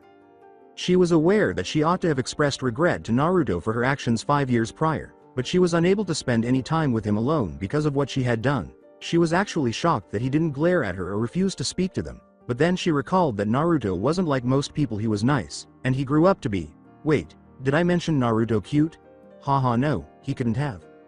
Kakashi thought, Sensei would be so happy, he thought, and was proud that his student had grown up to be so strong and powerful. 5 years ago, he believed that the majority of those who took Naruto were employed by Akatsuki or Kabuto, but now they were Orochimaru. He was relieved to learn that this was not the case, that he had a good upbringing, and that he had married the stunning Hinata Hyuga, or should I say Uzumaki. He gave himself a sly smile. He could finally unwind now that he knew Naruto was safe, and he had to thank him for removing Enko's curse mark since he still enjoys it. I suppose I could get him some ramen. After that, Kakashi's mind turned to Ryu, whom he knew had to be Tsunade's cousin. The only thing he ever knew about Ryu Senju's fate was that he became an assassin and adopted the alias Ryu the Silent Wolf. Despite their similar ages, Ryu and Kakashi were once close friends with Minato and Kushina, as far as Kakashi could recall. He also recalled Ryu's close friendship with Hiyashi Hyuga and his twin brother, with whom he spent a lot of time. I suppose this is how he got to know Kushina's younger sister Lola, as she frequently visited Kushina. Oh, that's it, he was an Anbu captain at a young age and was given the order to transfer baby Naruto to the orphanage. Many people wanted Ryu to hand Naruto over. Kakashi recalled when he tried to recall why Ryu had left Konoha, once more being a nice person and Minato and Kushina's good friends. Ryu declined the ninja who attempted to attack and kill Naruto, and Ryu lied, and since no one was present to prove Ryu's innocence, he was asked to leave the village. Ultimately, he had to resort to violence in order to save Naruto. This is going to be really annoying, but I'm glad that Baka Naruto and the annoying woman Hinata are okay. Shikamaru muses, I must stop believing that it has become such a hassle. Wow, I'm so happy for Hinata. She's really matured and changed, Kurenai thinks. Not to mention Naruto, the handsome husband. I have to take him out if she wasn't married to him. Whoa, did I just say that? Asuma is no longer here, but I still need to get laid. Asuma is missed in order to reconnect with my former student and spend more time together like we used to. I sincerely hope that we are able to form this alliance with Uzu. I need someone to talk to, so I hope Anko doesn't have any plans to hang out with Kakashi. Thinking of his old friends, Kiba leapt from tree to tree. Damn, Hinata is 10 times sexier than she was 5 years ago, and Naruto, that lucky dog, is married to her. Kiba said they could have at least written to let us know they were alright during their entire absence. Baka's, however, Aunt Naruto is more attractive than Suna's desert. I hope what I said doesn't offend her. My mouth is so big. Damn it. Well, Mina is happy with it, and we'll likely form an alliance so I can speak with them. That Gaki is something else, Anko thought as she jumped from tree to tree, grinning to herself. I would break Kakashi off a piece of Anko's special Kit Kat bar to express my gratitude for taking away my curse mark if we weren't dating and he wasn't married to Hinata. Speaking of sex, Kakashi and I can rejoice by having children, so Kurenai's child has a playmate now that my curse mark has been lifted. Kurenai and Kakashi both sneezed and thought, Anko must be worried about me. As Hanabi leapt from tree to tree, her expressions remained unwavering, but she was secretly grinning.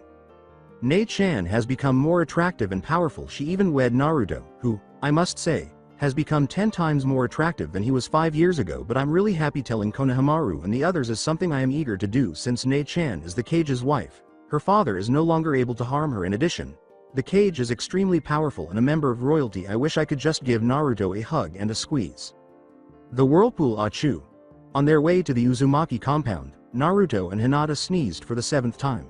Naruto and Hinata, I hope you two don't have a cold. You guys have been sneezing. Now stop, Lola said. Sounding worried, she then turned to face them and added, and if you do have a cold, keep your saliva swapping, germ spreading selves away from me. I don't need it. Naruto said, I don't get colds, auntie. If you haven't forgotten, Kyuubi made me and my maid immune to such things. So someone is probably talking about us somewhere, with a matter-of-fact tone.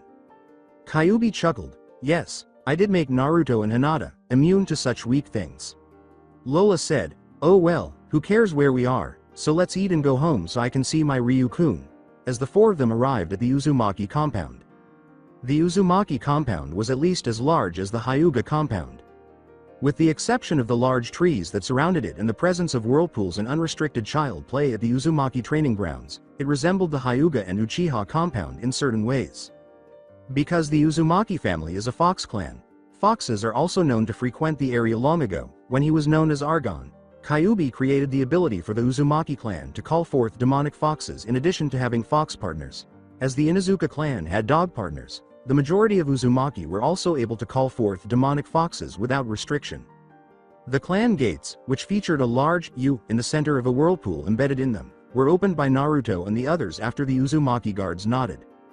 With Hinata on his arms, Naruto entered, followed by Kyuubi and Lola. Many of the children and adults along the way greeted them as they made their way to the main household. When Naruto entered the main house, the aroma of the one and only miso and pork ramen astonished him. He wriggled out of Hinata's tender embrace and crept into the kitchen. As his stomach rumbled, he dipped a spoon into the ramen broth and was about to take a sip when he noticed his cousin was nowhere to be seen. A woman with bleach white hair said, Naruto, you're worse than my brother. The ramen isn't done, so go somewhere else, so I can finish. Come on, cousin Haru. Let me get just a small taste. Naruto grinned and pouted like a wounded puppy. A little Azukage special treatment, I won't tell. With her red kimono displaying the Uzumaki clan symbol, Haru shook her head and turned away from him, saying, Nope, now get out. With a moan, Naruto strode into the living room, where he discovered his brother Haru Uzumaki, his other cousin Katsuro Uzumaki, the leader of the Uzumaki clan, his wife Mika Uzumaki, Jiraiya, Hinata's mother River Hyuga, his own mother Kushina Namikaze, his father Minato Namikaze, Lola, Kyuubi, and Hinata playing poker. For a moment, Naruto watched them from the doorway. No matter how many times he saw Jiraiya, his parents, or anyone else who was supposed to be dead, he had to admit that it still kind of shocked him. Shortly after Naruto arrived at Whirlpool, his aunt Lola informed him of a special summoning method she possessed that only a select few can use. Like any other summon, Lola could call forth the dead. He was a little accustomed to it now, but initially he freaked out when she called his parents. However, it is difficult to obtain a summoning contract from the deceased, or else everyone would have one. She only received one because, according to his aunt, she had been going to the graveyard every day since she was a young child and placing flowers on each grave. If she went to another village, she would do the same, and the dead would be so grateful that they would give her a contract. He is unsure if this is true, but since apprentices are not permitted, the only other way to obtain a summon contract with the dead is to visit the land of the dead and win over Daki the Death King. Since it is nearly impossible to enter the land of the dead and you are likely to perish en route, this is the primary reason why no one has ever heard of death summons outside of demonic creatures, death gods, and Kami himself. However, Naruto was aware that calling forth more than 4 people could make summoning the dead risky. His aunt occasionally does more than 4 in any way, but it can strain the body, shorten your life, and use a lot of chakra. The good thing about it is that they can actually fight like any other summon, but Lola never uses them for that. Nevertheless, he does occasionally get to spar with his father when they saw a dead person walking. Nobody in Whirlpool spoke because they were all so accustomed to Lola's summoning. Even so, Naruto and Lola know that if other villages find out, it could cause problems, so they keep it a village secret. Naruto's thoughts were interrupted when he noticed his mother standing up and sitting on his father's lap. Where they started tongue wrestling, he had to stop them, even though they didn't appear old because they looked the same as when they passed away. He told himself, "Aw, come on mom, dad, I don't want to see that." Breaking her husband's kiss, Kushina looked up and rushed to Naruto, giving him a firm embrace. "Mom, do you have to squeeze the death out of me every time we meet?" said Naruto. Jiraiya shouted from his seat at the poker table, "Do you have to use the word death or anything close around the dead?" "Naruto, I only get to see you once in a while, so I hug you however I feel. Now why aren't you helping making me grandchildren?" Kushina said, grinning at Naruto and ignoring Jiraiya. He turned to face Hinata at the poker table to ask for assistance, but she was blatantly ignoring him. River, Lola, and his mother were all staring at Naruto, waiting for a response. 3 pairs of eyes were on him, so he sighed, turned to face his mother, and rationally responded, "When Hinata and I are ready." Not pleased with his response, Kushina pouted and dragged him to the poker table. "You two sure seem ready to me," Lola remarked with a smirk. "I mean this morning. I was just going to say you guys look like a perfect couple and a baby would be, oh so cute," said Lola, as Hinata, who was sitting fairly close to her, covered her mouth and glared at her. Naruto dropped his shoulders and Hinata almost fell out of her seat due to Lola's love of games. "So son, Kyuubi told me about your day with Konoha today," said the others, looking at the 3 in confusion but dismissing it. "What will you do if they say no?" Minato inquired. "What else is there to do?" shrugged Naruto. "Even though you and a lot of other people worked so hard to build Konoha, I must destroy it." When Haru entered and said, "Food is ready, I just have to get the kids to come in. Do you ladies mind setting table while I get them?" Minato nodded and started to speak. Naruto said, "I'll set the table, cousin Haru," with a hopeful tone. All of the women yelled, "No," and they rose to set the table in the kitchen before Haru left to fetch the children. Minato and Katsuro shook their heads at poor Naruto. They understood the feeling of being separated from the women by their favorite food. Ramen. Kyuubi and Jiraiya laughed. "How about I go do some late night research after we eat, Jiraiya?" Kyuubi inquired. "That is, if Lola doesn't send you guys back early." Minato, Katsuro, and Naruto shook their heads as the lecherous pervert nodded his head eagerly. Jiraiya and Kyuubi discovered that they had a lot in common, including pervert thoughts, looking at women, thinking my aunt is hot, getting slapped by hot women, peeping on hot women, and more. Since then, they have been hanging out whenever she calls him and going off to do research. Jiraiya and Kyuubi even came to an agreement whereby Kyuubi now finishes his foolish books. Naruto had to express gratitude for not becoming a pervert like his main teachers. Minato turned to Naruto as Jiraiya and Kyuubi started talking about their research, saying, "Naruto, you know your mother is going to stop begging you for grandchildren. So instead of listening to her whine about how she will never have adorable children, how about you have a child? In all honesty, Minato wanted Naruto to have children as badly as his wife did, and he was eager to see the children his prodigy would produce. However, like any man who detested expressing his feelings, he pretended not to care, even though he was secretly yelling for Naruto to take Hinata to a new level. When Naruto looked at his father, who resembled his twin in many ways, he could see that he also wanted Naruto to have children because of the large, pouty eyes and dejected expression he always wore when he truly wanted something. Dad, not everyone has children at a young age. We are still young. In an attempt to change the subject, Naruto added, you guys should also ask cousin Katsuro why he and his wife haven't had children. Actually, Bakami and Mika are planning to have kids, so don't try to bring me in this, and I am not your parents' kid, Katsuro said, glaring at Naruto for bringing him up in the conversation. Minato replied, yes, Naruto, don't try to throw other people into this, that's not polite, and haven't you heard the early the better? Yay, Naruto replied with an air of laziness, but it feels like just yesterday we met and got married. I want to be with wife and clear up some things before I have kids. Rewind AN. This is a flashback to the meeting and marriage of Naruto and Hinata. Naruto opened the doors to his now office and could not help but smile. In a way, he accomplished his dream. He had become a Kage. Even though it was not Hokage, he still was a Kage and a Zukage. Now that he thought about it, a Zukage seemed better than being the Hokage. Naruto walked over to the window and looked out to see the crowds of people and ninja who accepted him with open arms being to dissipate after the Azukage ceremony they just had for him. It had been a long year training with Lola and that damn fox, Kyuubi, but it paid off, although Kyuubi and Lola said they still wanted to train with him for at least 3 more years. After seeing nobody left of the once long crowd, Naruto walked over to his bookshelves of scrolls and began to trace the rim, thinking about how about the year he was Leaf Ninja. Drifting off into saddened thoughts, he was quickly reawakened by a sharp hit in the back of the head that sent him sprawling to the floor. Naruto groaned and looked up to see 2 figures walk in, both who got on his nerves from time to time. Kyuubi and Lola. He knew Kyuubi liked to be funny, but only one of them actually would have did it, and it had to be Lola. With a playful tint in her eyes, Lola said, "Hey Naruto, what are you doing on the floor?" Naruto picked up the object of destruction that, had he not been a strong ninja, could have killed him. "Oh, I don't know, maybe because you threw this book at the back of my head," he said. Lola sighed and added, "Shows how bad you need to be trained, because a skilled Kage would have easily dodged it and threw it back." After glaring at her, Naruto chose not to answer and instead questioned why the 2 of them were present when he had to leave for work, because he had just been appointed Azukage of Whirlpool. "Slow down, Kit.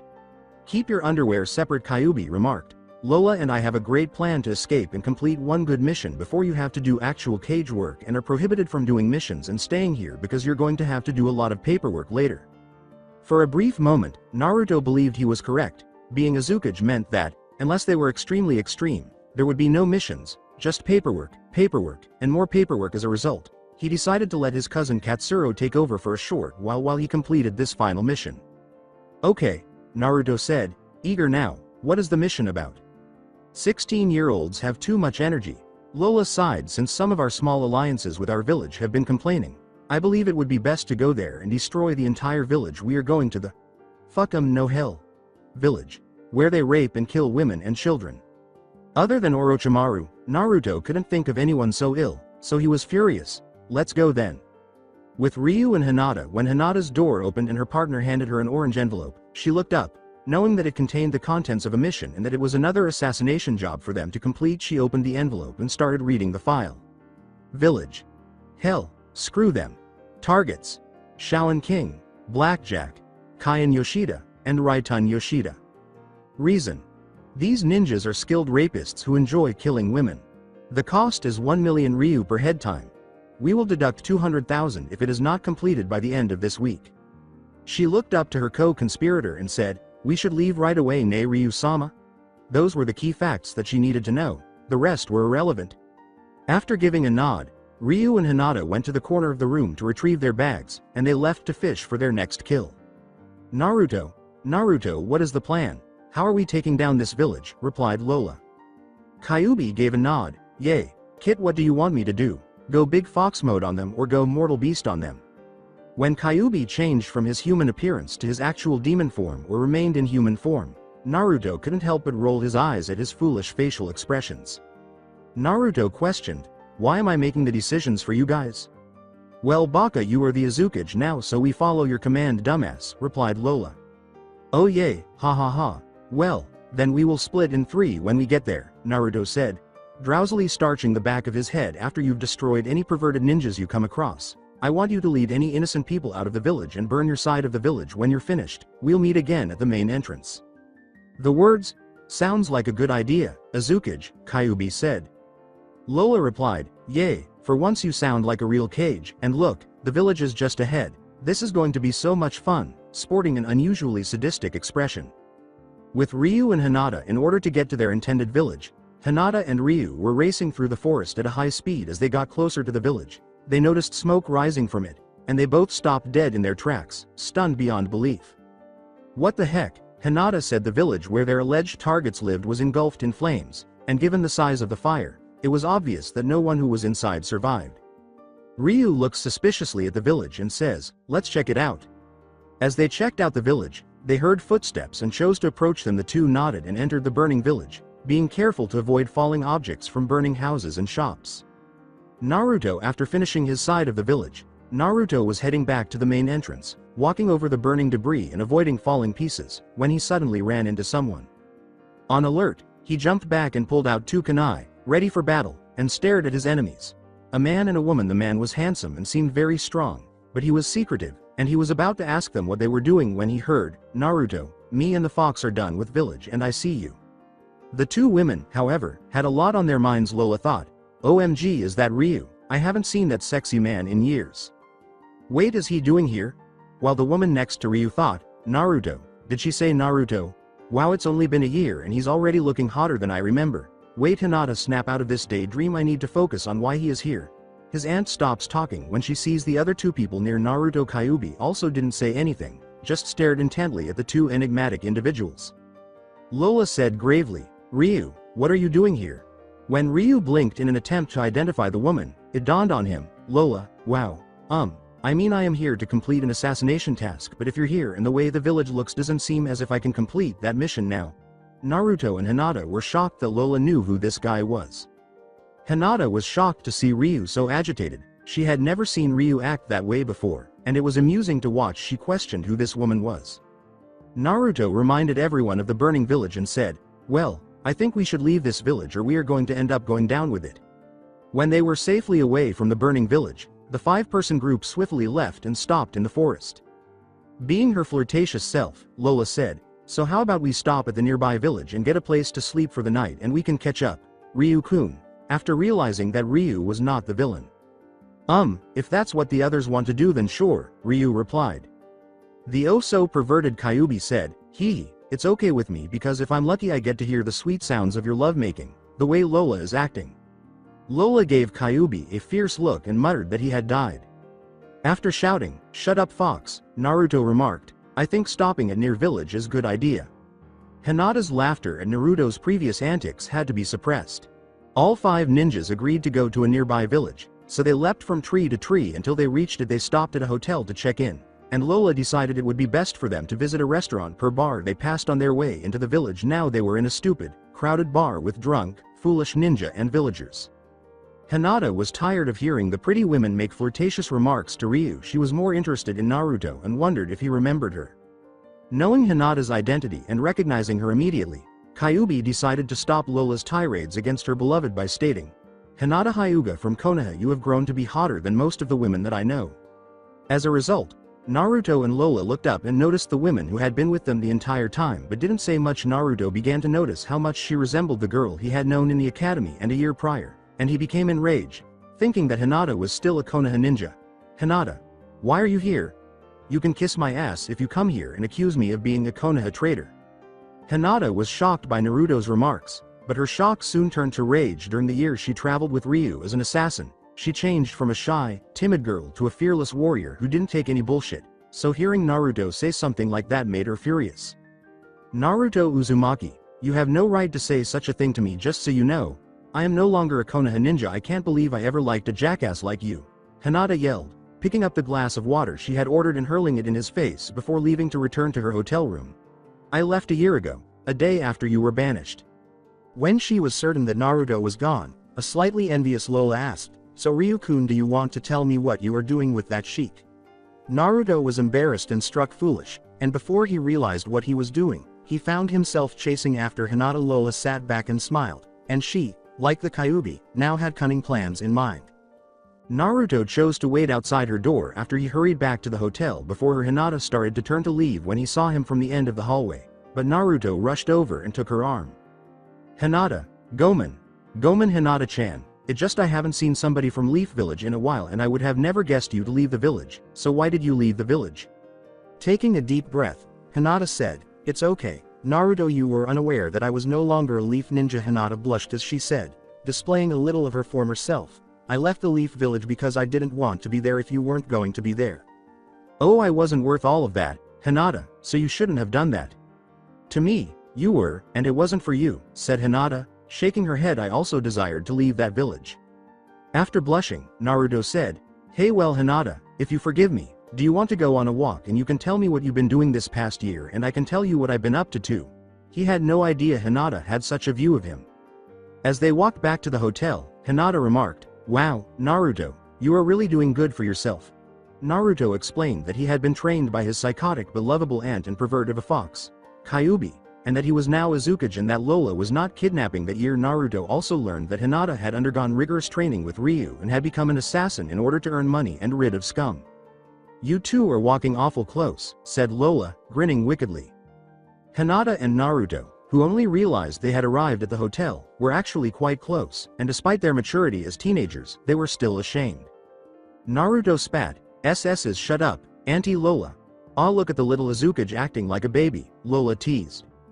Naruto merely scowled with a serious tone. The Kyuubi said, well, if you're done playing, we should probably talk to them too and see what they think. Ryu nodded as well, his expression solemn.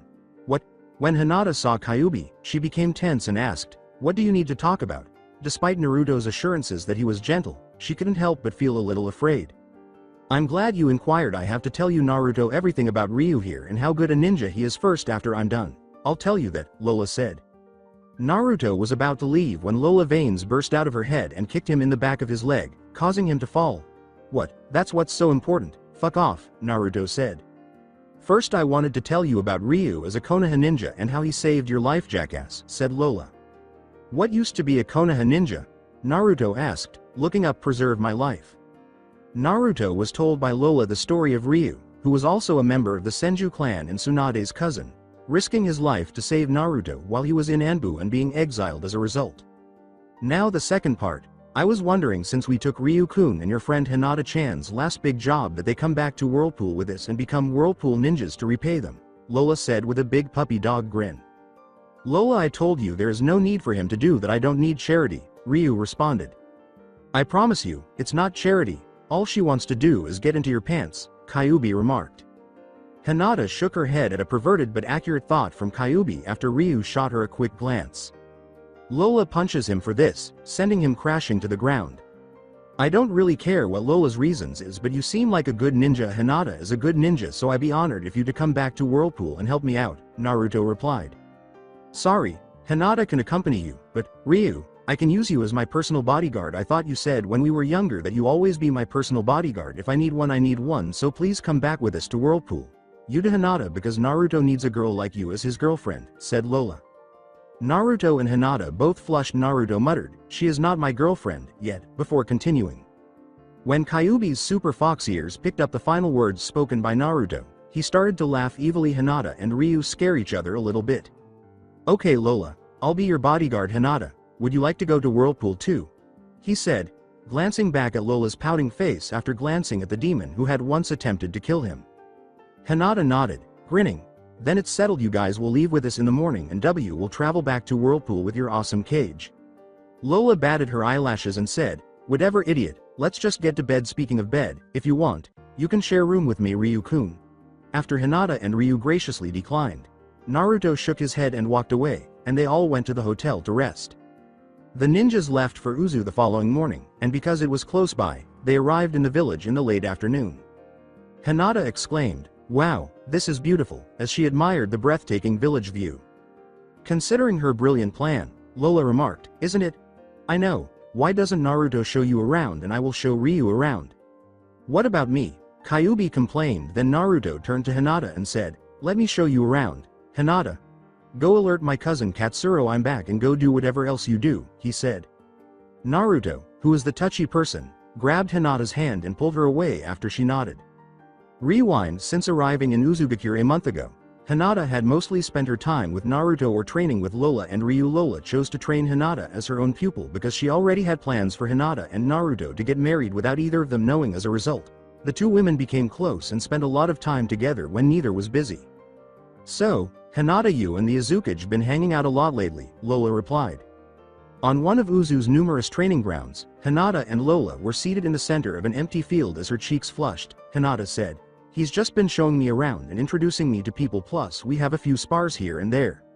She sighed, when are you going to make your move on him? You're killing me slowly, you know that right? I mean, you two both like each other but neither of you will make your move. Naruto-kun. I mean, the Azukage doesn't like me like that, he just sees me as a friend so I can't tell him I like him. Don't call him Azukage. Hinata, you're his girlfriend and how can you be shy around the Azukage but then on battlefield or anyone else you're full of confidence and pride, said Lola. Hinata blushed slightly, something she rarely did these days unless you were discussing the Azukage and her in a romantic context. Daimyo, you call him Azukage, so why can't I? And you're one to talk, you haven't told Ryu-sama you like him. First of all, I call Naruto Azukage because I find it humorous, but when I'm in front of him I always call him Naruto or nephew just to get on his nerves. Second of all, I order you not to call me Daimyo but instead Lola-chan, and third, I tell Ryu I like him all time. Do you see the way I throw myself at him? Lola said with an air of seriousness. Hinata exclaimed, Lola-chan, you throw yourself at him, not tell him you like him, and I just don't want Naruto-kun to reject me. I like that we hang out so much right now. I hate to tell him and then he not like me. Lola had made it clear that she wanted him. Blah blah blah, I'm going to set you two up because you two have to get married. Nani? Hinata yelled. Hinata, I only see you fit to marry Naruto. Don't get me wrong, there's some nice girls who would treat him right, I just only see him with you, and as his aunt I have to make sure the girl Naruto marries would be someone his mother would like, and you're the only woman who fits that bill, Lola said while paused. Also, I think your mother would love to know that you're marrying her best friend's son, Lola said. What do you mean? Hinata asked, now quite perplexed. I haven't told you. I thought I told you that I used to be friends with your parents and so were Naruto parents. Of course you haven't told me that before, Lola-chan, I would have remembered, shouted Hinata. Ignoring Hinata, Lola went on to say, as I was saying, I used to be friends with your parents, or more like when my sister moved to Konoha she befriended your mom. Not being rude, but what does that have to do with me? Replied Hinata. Rolling her eyes, Lola said, well, if you let me explain. Hinata didn't say anything further, and seeing how she caught her focus, Lola continued, well, after Kushina moved to Konoha she became friends with your mother River. This of course was before River married your father. Then my sister met and fell in love with Minato, who was good friends with your father. Minato and Kushina set your father and mother up, and then they all became good friends along with your father's brother Hisashi, and Ryu, who you know also, was good friends with Minato and looked up to him as a teen, and well, they all hanged out. So long story short, I used to come and visit Kushina every so often and I got to know Minato, River, Ryu, Hisashi, and Hisashi. Wow, Uzumaki's never ceased to amaze me, but once more, I failed to see. Well, Hinata is visible because your mom and I were close friends. Kushina was also pregnant when she became pregnant with you, and they discussed how wonderful it would be if their children were married to each other, Lola remarked. According to Hinata, my mom and Naruto's mom wanted us to get married, she said suspiciously. Look, I know them, and they would adore the idea, even though it's not exactly what they said actually. I can call them right now, and we can discuss it, Lola remarked. Nani, summon them? What do you mean? A perplexed Hinata inquired. Well, you see, Lola sighed. Lola gave her a brief explanation of her contract to summon death. Hinata believed Lola was lying because she had spent a month with the Uzumakis and knew that they were naturally prankish. When Hinata said, Lola, please show me if you don't mind. Hinata, you don't believe me? Sigh. Okay, since I was going to summon them anyways, Lola replied. Hinata was unable to keep up with Lola's rapid hand signals, so she bit her thumb and spilled blood on the floor. Lola remarked, Kuchiyose no Jutsu, Death Summon. When the smoke cleared, Hinata saw two stunning women standing there. One had long dark blue hair and dark blue eyes, while the other had long red hair and light blue-greenish eyes. Hinata's head swelled with her eyes. River Hyuga, her mother, was the woman with the dark blue hair. Though Hinata couldn't recall much about her mother's appearance, she recognized her from a single look. Mother, squeaked Hinata. Is this? The woman blinks. Indeed, River, Hinata is your brat of a daughter Kushina. Meet your future daughter-in-law, Hinata. Then, with a squeal, Kushina said, Naruto has already found someone he wants to marry. She's your daughter, River, and this is so wonderful that we can. Hinata said, Anyo, I'm actually not Naruto-kun's fiancé, as she became bashful in front of Naruto's and her mother's. Then who is? Kushina inquired. Her and Naruto are getting married, she just doesn't want to admit it yet, stated Lola. The now recovered River said, Lola Uzumaki, don't you go make decisions for my daughter? She doesn't have to marry him if she doesn't want to? Hinata paused when she realized she had said, Mom, and that the woman in front of her was actually her deceased mother. It's okay, Mom, it's not that I don't like him, she said she was conversing with her deceased mother. Hinata exclaimed, Oh my god, I'm speaking to my deceased mother. I think you're the first to take so long to freak out. That's a new time recorded, Lola said after she began recording the information on a piece of paper. She finally reacted. How, why, and what are you, alive? To answer your question, Hinata, would be hard for me to explain and you probably wouldn't believe me, River replied. I already told her, so I don't see why freaking out so much. Get over it, Lola replied. Don't be mean, Auntie Lola, a smooth, loud voice said. Lola remarked, looks like your brat decided to come here too, as Naruto began to approach them. Naruto, yelled Kushina, and she rushed to give him a firm embrace. Hello Naruto. River welcomed him. Hello, Mom and River. Naruto asked, what are you two doing here? Lola pointed to Hinata, who at the moment was drowsy after witnessing a ghost embrace Naruto and him acting as though it were normal. Hinata told me to summon Kushina and River, Lola said. When Hinata finally found the confidence to speak, she said, NN Naruto-kun, could you please explain this to me? Looked at Hinata, Naruto thought, yeah, matter of fact, let's go out to eat and I will explain. Well, at least that's happened to me, he said, nodding. His stupid aunt just showed Hinata the death summoning contract and she was now out of whack. Lola said, yes, let's eat and have some sake. No, you can stay with my mom and River so I can explain this to Hinata-chan, Naruto replied. Although the woman pouted, they nodded their heads in agreement, understanding that Hinata needed time to recover. Naruto and Hinata then departed after saying goodbye to his mother and River. XXXXXX000XX00. Lola freaks you out back there. I suppose talking to your loved ones who have passed away is enjoyable, but it takes some time to get used to and you never truly get used to it. I am aware that it is always enjoyable to speak with my mother, see my father, and occasionally speak with Jiraiya. Well, just tell me that you and everyone around here are not ghosts, said Hinata, shaking her head. He chuckled. Hinata-chan, you're cute when you're worried, and no, we are not ghost, and my mom and yours is not ghost either, they're summons. From the dead? Hinata asked. Yay, Naruto replied. Then Hinata blushed when she realized Naruto had called her cute some time before. Naruto decided to ask her the question he had wanted to ask her since their first meeting after noticing how adorable she looked and blushing. Hinata, I don't know how to ask, but, do you possibly want to go on a date later? Naruto responded. Hinata was about to bite into the cinnamon bun, but it barely touched her lips before dropping out of her hand. Hinata questioned, Naruto-kun, did you just ask me out on a date? Nervously, Naruto scratched the back of his head and said, yeah, but it's okay if you don't want to go out with me. I've been hanging out and talking to you for the past month, and you're really attractive. I believe that my feelings for you go beyond simple attraction. Naruto-kun, I realize how even when we were younger with my fight with Neji and you saving me from pain that you always been there for me and you're always someone I can talk to and I feel so happy around you, and well, I just don't want any other guy to have that if I can help it.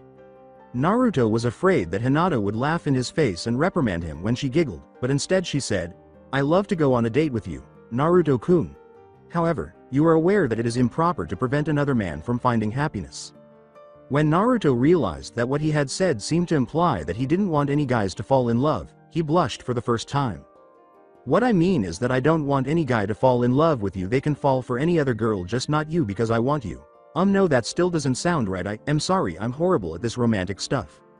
Hinata continued to laugh. Naruto pointed to himself and remarked, wait, Hinata-chan, you said you go on a date with me. Naruto blushed when he realized he was going on a date with Hinata, and Hinata nodded, blushing because she would be going on a date with him. They both got up in response to the sound, and when they turned the corner, they discovered Kushina, River, and Lola laughing together. They initially believed the laughter was coming from the store owner, who had been listening the entire time, but it wasn't. Naruto questioned, what are you three doing? As she started to skip off, Lola said, "We'll look at the time we have to go." "Hey, were you spying on us?" Naruto questioned the two surviving victims. As she and River eschewed the new pair, Kushina said, "No sweetheart, we weren't, we just wanted grab bite to eat, but anyways love you, bye." After the figures vanished, Naruto glared and shook his head, saying, "I can't believe they were spying on us." Hinata gave a nod of agreement. "Well, Hinata-chan, I better get back to the office, but I will pick you up at 8k, Naruto said, turning to face Hinata. "Alright, Naruto-kun," Hinata said, nodding. Naruto then left in the direction of the Azukage's home. Later that evening, Naruto had run full speed all the way to Hinata's apartment because he had 5 minutes to get there or he would have been late, so he took a moment to catch his breath before knocking. With 1 minute left, he knocked on the door, and it appeared that Hinata had been waiting for him because she opened the door to greet him as soon as his fist made contact with it for the first time. "Nice legs," Naruto thought. "Oh, what I could do with those legs. But stop that, Naruto. You're not some pervert like Ero Sennin or Kyuubi," he said, swallowing when he saw Hinata, who was wearing a black halter dress that hugged her body and had purple pumps and a sleeveless versus neck that tied around the back. When Hinata saw Naruto's mouth hanging open and his face displaying a range of emotions, she became very perplexed and unsure of whether he liked her outfit. She hastily clarified, "I didn't know where we were going, so I just threw on this, but I can change if you like." "No way, Hinata-chan, you look so hot in that," Naruto said, shaking his head as he jolted out of his daze. "I had to give myself a mental shake to confirm that this was real, so there's no reason to change. These are for you, too." On the way here, Naruto stopped by a friend's flower shop and picked up a bunch of gardenias. After accepting the flowers, Hinata blushed and said, "Thank you, Naruto-kun, you're very beautiful. I'd better put in a vase." She left the door open for Naruto to enter her apartment, and he did. He took a seat while Hinata went to the kitchen to find a vase for the flowers, which didn't take long because she was back in a moment, placing the flowers in the center of her front room table. Hinata licked her lips involuntarily as she looked closely at Naruto, who was dressed in a black dress suit, a red button-down shirt, and a black tie. "He looks good in a suit," she thought. Naruto said, Hinata, are you ready?" After Hinata nodded, Naruto approached her, hooked one arm around her, and led the way out, asking her basic questions about her time with Ryu until they reached a restaurant called Tomo's Japanese Steakhouse. "This place is expensive, Naruto-kun, you didn't have to bring me here," Hinata said, glancing at Naruto. Although she had only recently arrived in the village, Hinata was aware that this was no inexpensive restaurant. "Nothing is too expensive for you, Hinata-chan, and as a Zukage, there's almost nothing I can't get," Naruto said with a smile. Naruto asks, "Now will you accompany me, my lady?" and extends his hand for Hinata to accept. She blushes, nods, and takes his hand as they enter the restaurant, where they have a quiet romantic moment together by candlelight in the back. Hinata orders the seafood house salad, while Naruto orders the Tomo Deluxe Tempura with miso soup on the side. As they ate, Naruto watched Hinata, closing her eyes with each bite and groaning about how delicious it was. His attention was diverted from his meal by the perverted thoughts that kept coming to him. Hinata nodded in response to Naruto's question, "Are you enjoying your meal? It's really delicious. The lobster butter just melts right into your mouth." Naruto asked, "Really, can I taste it?" Hinata blushed but did not object, and she was ready to give him her plate when he said, "Please feed me." "You're right, Hinata, that is amazing," said Naruto after he swallowed and chewed, then licked his lips. Hinata's blush deepened as she picked up her fork and took a forkful of the salad before bending over to put the food in Naruto's open mouth. Though she didn't hear him, Hinata had been observing how his jaws flexed while he was eating, and when he licked his lips, she nearly died, but she noticed a small amount of salad butter on the side of his face, so she didn't think to just lean over and lick the area. When Hinata realized what she had done, she blushed a deep shade of red and said, "I'm so sorry, Naruto-kun, that was way out character for me." Naruto turned red. Did Hinata just lick my face, but in a hot way?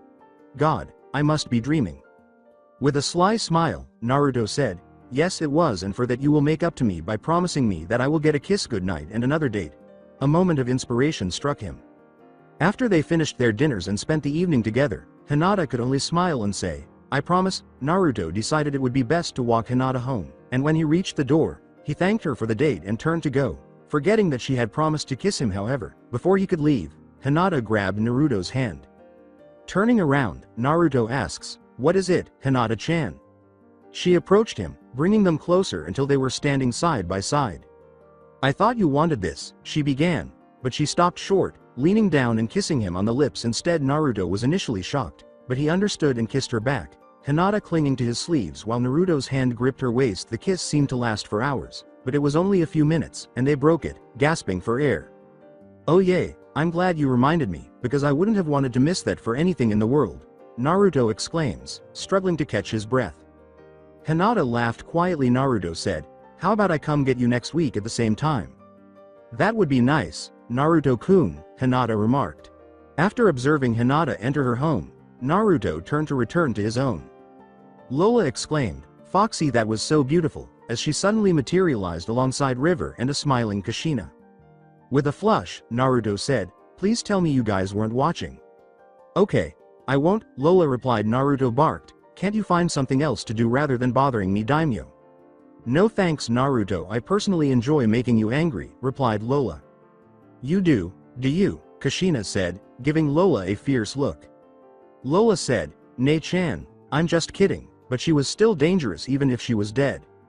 Naruto merely glared while River laughed. Naruto said, "I'm disappointed in you, River, and Mom." "What about Lola?" Kushina sulked. "Well, I half expect something like this from her," Naruto replied. Lola remarked, "Shut up, you stupid brat, we just wanted to see how date was going to go. That is how all moms are," River said, grinning as she glanced at Naruto. "What's Lola's excuse?" Naruto asked. "Blackmail," Lola uttered. "It's only blackmail when you don't want someone to know," Naruto replied. Lola said, "Yeah, and if you guys do something embarrassing, I can always use that against you," before jumping off. Lola, River and Kushina exclaimed as they trailed behind her. Naruto drops his shoulders in defeat, knowing that his aunt will be his demise. After 2 years, since that day, Naruto and Hinata had been dating steadily for 2 years. So, they are 18 years old, at the moment. Naruto was in an engagement shop for hours on end trying to find a ring for his queen because he had been having some of the happiest times of his life with Hinata and he knew no other woman could do that for him, so he decided to pop the question, but he needed the right ring first because he was meeting her in half an hour. The owner of the jewelry store said, "Azukage, how about this one?" Naruto glanced at the ring the man was pointing at inside, shaking his head no, but then he noticed a ring next to it and grinned, saying, "Hey old man, give me this one," pointing to the ring. "That is a great one, Azukage, I'm sure she'll love it," the elderly man said with a smile. According to Naruto, "You think so? I know so," was his response. When the man rang up the ring, Naruto hurriedly paid for it and put it in his pocket before deciding he should at least go to Hinata's house, where his clone was making all the arrangements for their date anyhow. When he arrived at Hinata's house, Naruto was having a mental breakdown because he was afraid she would say no. He knocked lightly on her door, but she must have heard it because a few seconds later, she opened it and kissed him on the cheek while wearing a stunning white sundress and golden leather thong sandals. She said, "Hi Naruto-kun," and shut the door after him. Naruto smiled nervously at Hinata and remarked, "Hi Hinata-chan, you look beautiful." "I try," Hinata said, winking at him. Although she hadn't noticed his nervousness, she assumed he was feeling good about something because he was wearing his lucky orange and black ninja shoes that he had specially tailored, which somehow looked like low-top Chuck Taylors. The author doesn't know how that happens. They quickly arrived at their destination, which was one of the empty training grounds. However, there was a waterfall nearby, so Naruto led them there. Here more precisely, his clone had set up a blanket and picnic basket near the waterfall, and there were gardenias everywhere, which Naruto realized Hinata really loved. He had also gotten a pair of white doves, which are Hinata's favorite birds, to sing songs to each other. Naruto became increasingly anxious as they arrived at their destination. Hinata exclaimed, "Naruto, this is beautiful," as her eyes began to well up with tears. "Is it really?" Naruto asked, scratching the back of his head as he always did when he was anxious. "I wish for a flawless day." She wiped away her tears as Naruto opened the basket and started setting the food on the blanket. He had brought grapes, strawberries, of course sandwiches, rice balls, dango, cinnamon buns, and red wine. Hinata, who was now crying, looked at him curiously, but she assumed he was talking about their anniversary, which was today. He sacrificed his priceless ramen for today only because he really wanted to bring some too, but he reasoned that it wouldn't be appropriate when attempting to ask a woman to marry him. When Hinata laid her head in his lap, enjoying the view of the waterfall and the surrounding nature, Naruto fed her whatever she asked him to feed her. Then, he had an idea and gave her a gentle shake, causing her to get up and turn to look at him questioningly. He only smirked, got up, and ran towards the waterfall, then stood beneath it, allowing the water to fall on him. Knowing that Hinata would soon become curious and follow him, he waited. Curious about what Naruto was doing, Hinata approached the waterfall, but he jumped out and splashed her with water, so she decided to play with him after noticing the playful expression in his eyes. "Hinata, will you put your crazy boyfriend in Azukage out of his misery and do me the honors of marrying me?"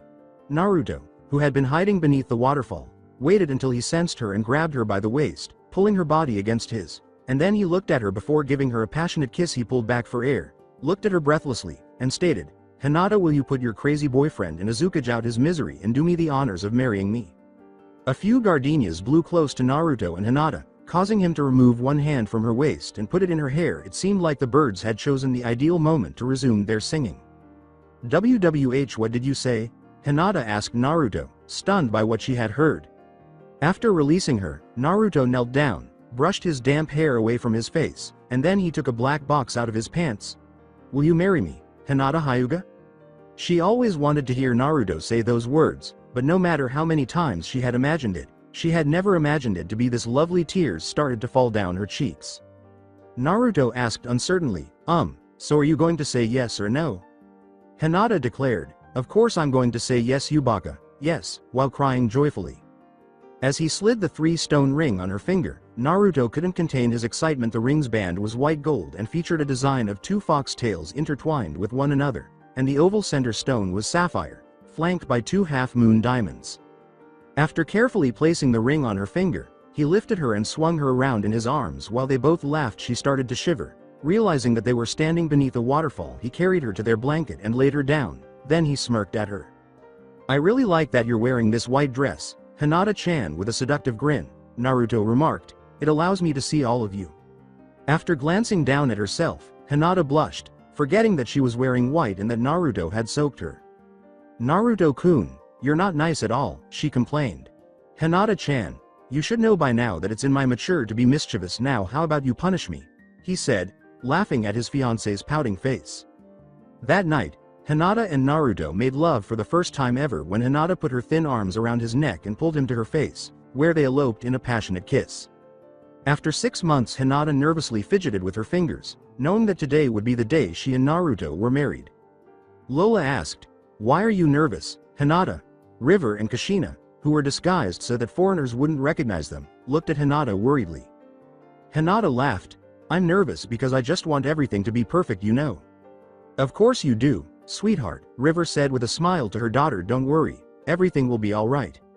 "She's right, nothing can ruin this amazing day," Kushina said with a nod. "Unless you Jiraiya or Kyuubi decide to feel one of the girls up and they make a scene," Lola replied. Then, River and Kushina glared at Lola while Hinata appeared terrified.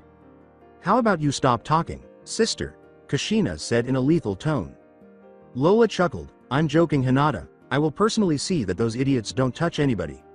Long as you also promise not to rape Ryu," Hinata said, sighing and then becoming tense once more.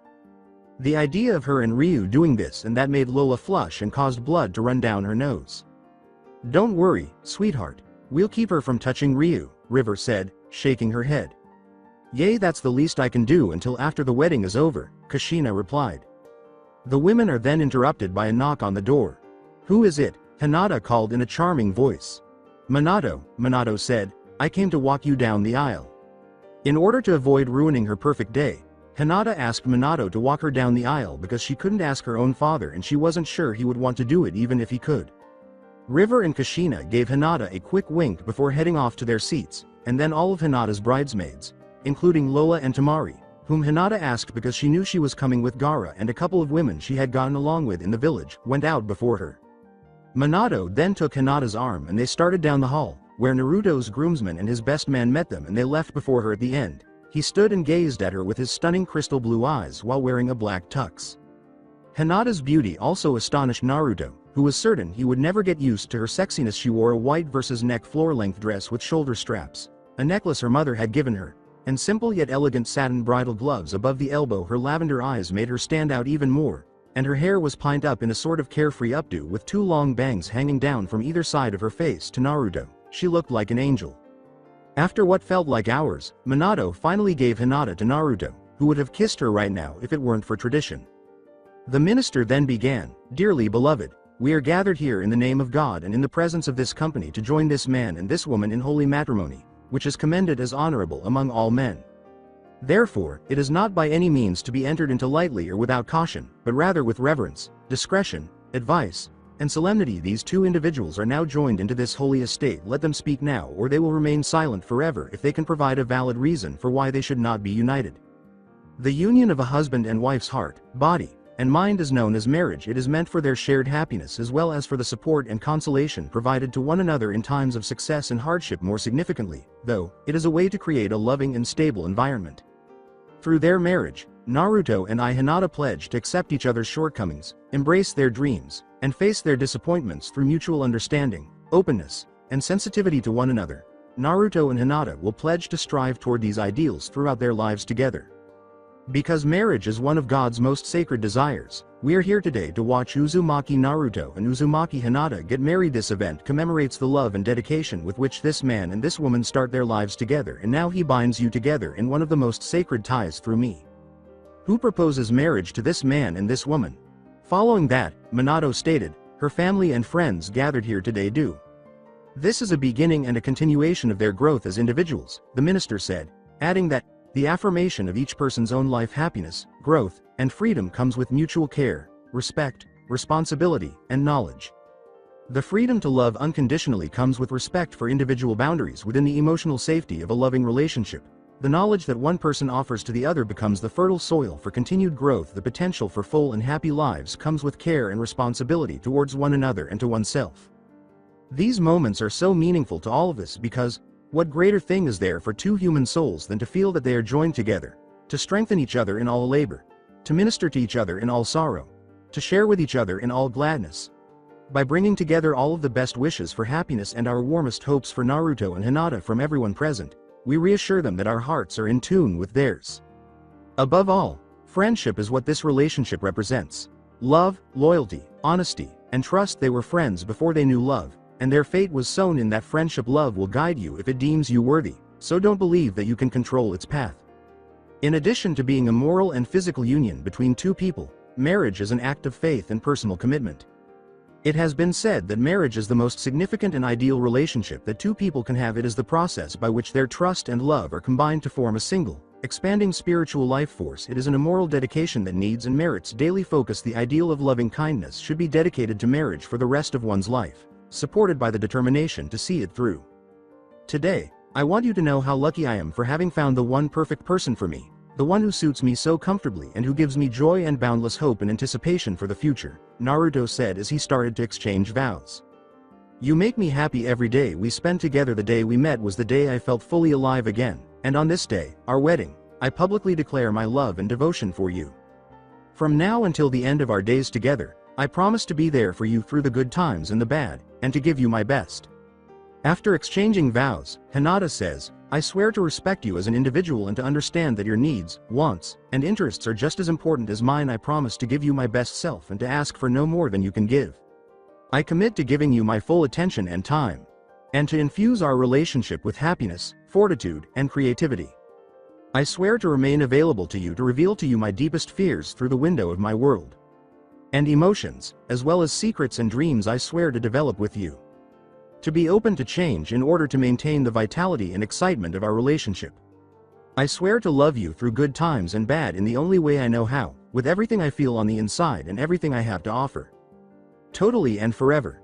Do you, Naruto, take Hinata as your wife, to live together in accordance with God's ordinance, in the holy estate of matrimony? The minister asked, turning to Naruto. Will you love her, comfort her, honor and keep her, in good times and bad, rich and poor, happy and sad, to cherish and continuously bestow upon her your heart's deepest devotion, forsaking all others, keep yourself only unto her as long as you both shall live? Naruto. I agree, minister to Hinata. Do you, Hinata, consider Naruto to be your spouse, living together in accordance with God's decree in the sacred estate of matrimony? Will you cherish and continuously give him your heart's deepest devotion, putting aside all others, and keeping yourself solely for him as long as you both live? Will you love him, comfort him, honor him, and keep him in good times and bad, rich and poor, happy and sad, and rich and poor? Hinata. Indeed, I do. What token of your love do you offer?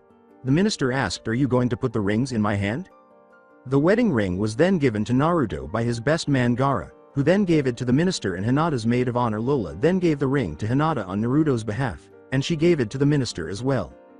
May these rings be blessed as the symbol of this affectionate unity. The minister went on now. These two lives are united in a single, continuous circle. May they always come back to each other. No matter where they go, may these two discover the love that all men and women long for in one another. May they develop empathy and understanding. May the house they build together be a place where many people can live. Returning the ring to their respective counterparts, they put the rings on each other's hands. The minister then declared, "You may now kiss the bride." Naruto wasted no time in leaning over and kissing her, as he had been waiting for that moment the entire time.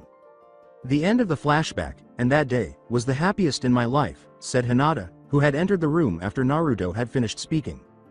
Naruto walked away from the table, wrapped his arms around her waist, and leaned down to kiss her tender lips. I know mines too.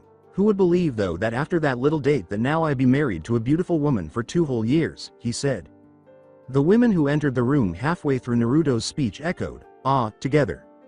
With a slight flush, the spotlight couple looked up, and Naruto remarked, "I'm hungry and all that talking makes me want to eat more."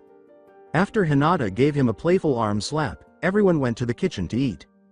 Hinata was nowhere to be seen when Naruto stretched out on his bed. He groaned loudly and rubbed his head. He had his limits despite having a high tolerance for alcohol, and following dinner last night, he and his father engaged in a fiercely competitive game of beer pong and other drinking games which resulted in Naruto being extremely drunk. He did receive the treat of spanking Hinata's monkey, but it didn't really matter because he couldn't recall. Hinata said, "You're wake, sleepyhead," as she walked in carrying a glass of water and some medication for Naruto's headache. Crawling back into the bed, she gave them to Naruto after accepting the items from her with pleasure. Naruto sat up to take the pills and sip the water before setting the glass on his bedside table. Then he drew Hinata near to him. "I don't know what I would do without you, Hina. I don't know what I would do without you either, sweetheart, but if you don't hurry up and get to the Azukage's office, then you will never hear the end of Toshiro-san." Naruto moaned. That was not something he wanted to consider. Naruto's assistant and one of his finest ninjas is Toshiro Fujiwara of the Fujiwara clan. The only issue was that Toshiro preferred to spend most of his time drinking sake and trying to persuade Naruto to do everything but paperwork, and he disliked arriving at work on time. After giving it some thought, Naruto realized that Toshiro was the complete opposite of Shizune and more akin to Tsunade as an assistant, while Naruto was similar to Shizune except for being the cage. "Toshiro knows I only show up late on rare occasions, and they're even rarer when I show up late because I have a hangover, haha. You know what this kind of reminds me, how Tsunade usually shows up to the Hokage office with a bottle of sake," stated Naruto. "Someone must be mentioning me," thought Achu the Hokage. Sneezing, Tsunade thought. Good timing, as her dark-haired assistant entered the room just as she was putting away her sake. "I bet it's Shizune. Maybe I should put this sake away before she comes in here and nags me again." "Tsunade-sama, the ninja you sent out for the Uzu Alliance have returned," said Shizune. Tsunade replied, "Okay, send them in," and a few seconds later Shizune and the 7 Uzu Alliance ninja entered the room. Tsunade, "So give me a detail report," growled. Naruto's green-eyed and white-haired assistant, Toshiro, said, "Azukage, you're late, and I came at the time. You always nag me about coming on." "Shut up, Toshiro. All you do is drink and try to get out of your job." "Ow. Why am I yelling?" Naruto responded. Toshiro tried to make Naruto's headache worse by saying, "Looks like you have a hangover, Azukage, and anyway, partying is better than doing paperwork. I mean, you hate paperwork but you still do it. Just doesn't make sense to me. Party equals fun and paperwork equals dumb. So which should you do? Party?" Naruto grabbed his throbbing head in response. The idea of paperwork made Naruto roll his eyes, but he snarled at Toshiro for making his headache worse. He questions how Tsunade could handle her heavy drinking if she also had to cope with an obnoxious assistant and headaches like this. The Hokage's words, "Nani," reverberated throughout the Leaf Village. "Well, I said to Hokage, Naruto Uzumaki." Tsunade got up from her desk and walked to her window, where she could see the clear sky. "Never mind that, Kakashi, I heard you fine and clear," she said. At the moment, that Baka is the cage of one of the most powerful villages in the ninja nation. Tsunade sighed. He was supposed to be the damn Hokage. She said, "Do not discuss this with anyone other than those in this room about your mission." Without turning to face the ninja, "I have to talk to the council first, and then I'll get in touch with you all if I need you. You're all fired." Shizune looked up at Tsunade, knowing that Naruto was like her son and that she felt the same way about him. Shizune was fairly certain that Tsunade would do everything in her power to get the council to agree with everything, and she was certain that Tsunade was also happy to hear how Hinata was doing, but she knew that her thoughts were more on Naruto. As soon as the 7 ninja left the room, Tsunade gave Shizune instructions to gather the council, with the exception of Danzo. Of course the council and Tsunade met in the council room, and she made sure that the privacy seal was strong. "Tsunade, what did you call us here for, and why didn't you invite Danzo?" Homura responded. Tsunade glanced around to make sure no one else would ask any more questions before saying, "If you let me get to that I will explain." "Okay, now that's cleared up, I called you here to discuss the alliance with Uzu." "Hokage, didn't we already have this conversation?" Tsunade rolled her eyes. "Didn't I say let me explain?" Kaharu asked, "Is that all we need to know? Did Uzu say no or yes to alliance?" With a, "Fine," Kaharu closed her mouth to allow the Hokage to speak. "Good, now first off, no, Uzu did not agree to our alliance. But they are willing to form an alliance with us on a few conditions," Tsunade said, clearing her throat to silence everyone as she paused and glared at everyone who was chatting among themselves. The last part had to be hurried because she could tell they were going to start asking questions. "That I thought I ran by you before just agreeing on anything," she said. "What are these conditions?" Hiyashi Hyuga inquired. "Uzu wants us to start by clearing out the names of the nin that are missing from their bingo book. Secondly, they want us to let them take Danzo's head." The council men and women cried out, "Outrageous," and "That's preposterous," after the Hokage had concluded his speech. Tsunade almost yelled, "Silent," as she rubbed her temples to get their attention back. "I am aware that the majority of you are thinking that you could never agree to that. Uzu apparently assumed you might have that opinion. However, Uzu thinks Danzo is working behind Madara Uchiha's and Kabuto's back. They also claim that he was formerly employed by Orochimaru.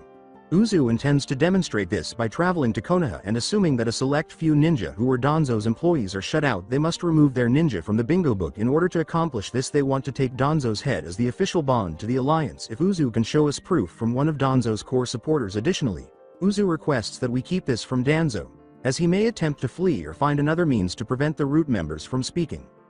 Shikaku Nara questioned, "Is that all they want?" "Well, they also ask to keep their secret jutsu and techniques, and also and clan secrets as well as whirlpool secrets from us, unless decided upon. I see no reason not to kill Danzo if Uzu can show him to be a snake in the grass." Additionally, Hiyashi stated, "I see no problem with taking them out of the bingo book if their missing nin does not pose a threat to Konoha."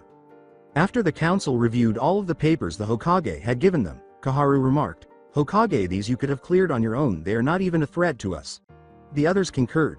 So Tsunade took out the stack of papers with the names of ninja from Uzu who were in Konoha's bingo book, saving 4 for last.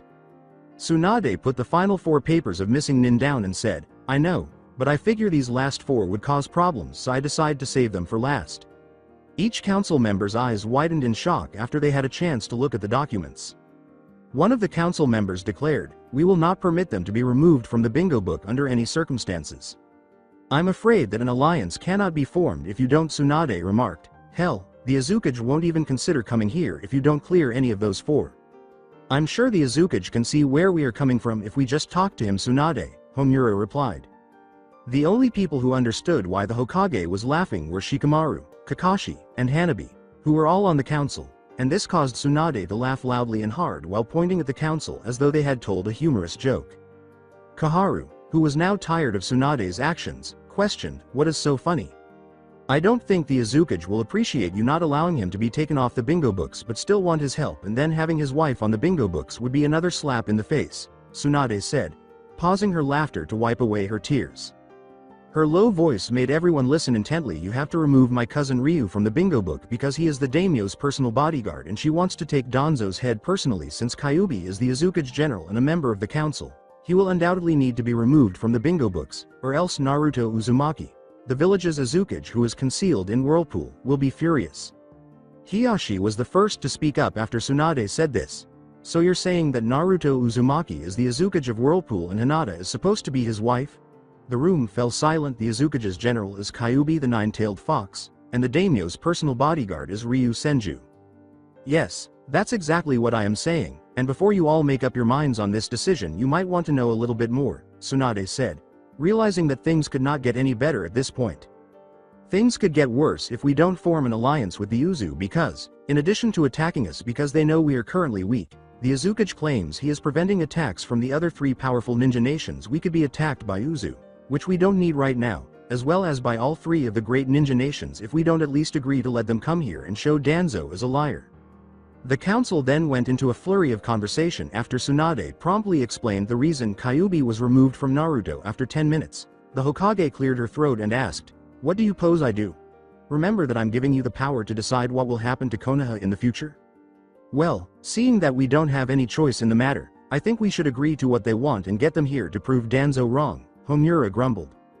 Everyone except Hiyashi agreed, including the Nara family, Kakashi, Kaharu, Akamichi, Yamanaka, Haruno, Hanabi, and Tenten's family. Since he was the only one who disagreed, Tsunade asked, "Hiyashi, is there a problem? It would be like letting Hinata become another ninja if I let her be removed from the bingo book. In other words, it would be outside the clan if she ever had children with the Byakugan. I can't let that occur," Hiyashi clarified. Tsunade said, "Who cares for the sake of Konoha?" Hiyashi gritted his teeth and responded, "Okay, but don't expect me to be kind to her." Hiyashi was staring at Tsunade. "Grow up, Hiyashi, and you have to be nice to her or else the Azukage might decide to not make an alliance with us and you don't want to be the blame for us not winning the war, do you?" Tsunade sighed, "Now make sure to keep your mouths shut, you all are dismissed." Hiyashi continued to pout like a child and said, "Fine." Everyone left the room after she released the privacy seal, and Tsunade walked back to her office to call the 7 ninja who had gone to Uzu back there. "Let me guess, go to Uzu and inform the Azukage of the agreement then escort him back here," said Shikamaru. The Hokage sat back in her chair and grinned, saying, "This calls for a drink of sake." She took a bottle of sake out of her drawer, twisted off the cap, and drank it straight, saying, "Ah, it tastes so much better now that I know I will get to see the brat again." Tsunade nodded. "Yes, now leave immediately." The 7 ninja nodded and headed for Uzu. Fortunately, Naruto always completed his paperwork without stopping or stalling, so he usually finished early because he had nothing else to do. He decided to take the day off, but his assistant's foolish interference kept bringing up his hangover, which was finally starting to go away. As he was leaving his office, his assistant asked him where he was going. Naruto declared, "I'm taking the rest of the day off." "Nice," Toshiro said with a smirk. "I keep saying, party Azukage, and you're finally listening." "No, Toshiro, I'm not going to a party," Naruto said, shaking his head. "I'm taking today off, so perhaps I'll grab some ramen and go watch Kiyomaho and Koji Yamasaki spar briefly."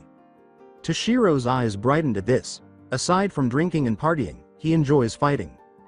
"Do you mind if I join you, Azukage?" Toshiro inquired.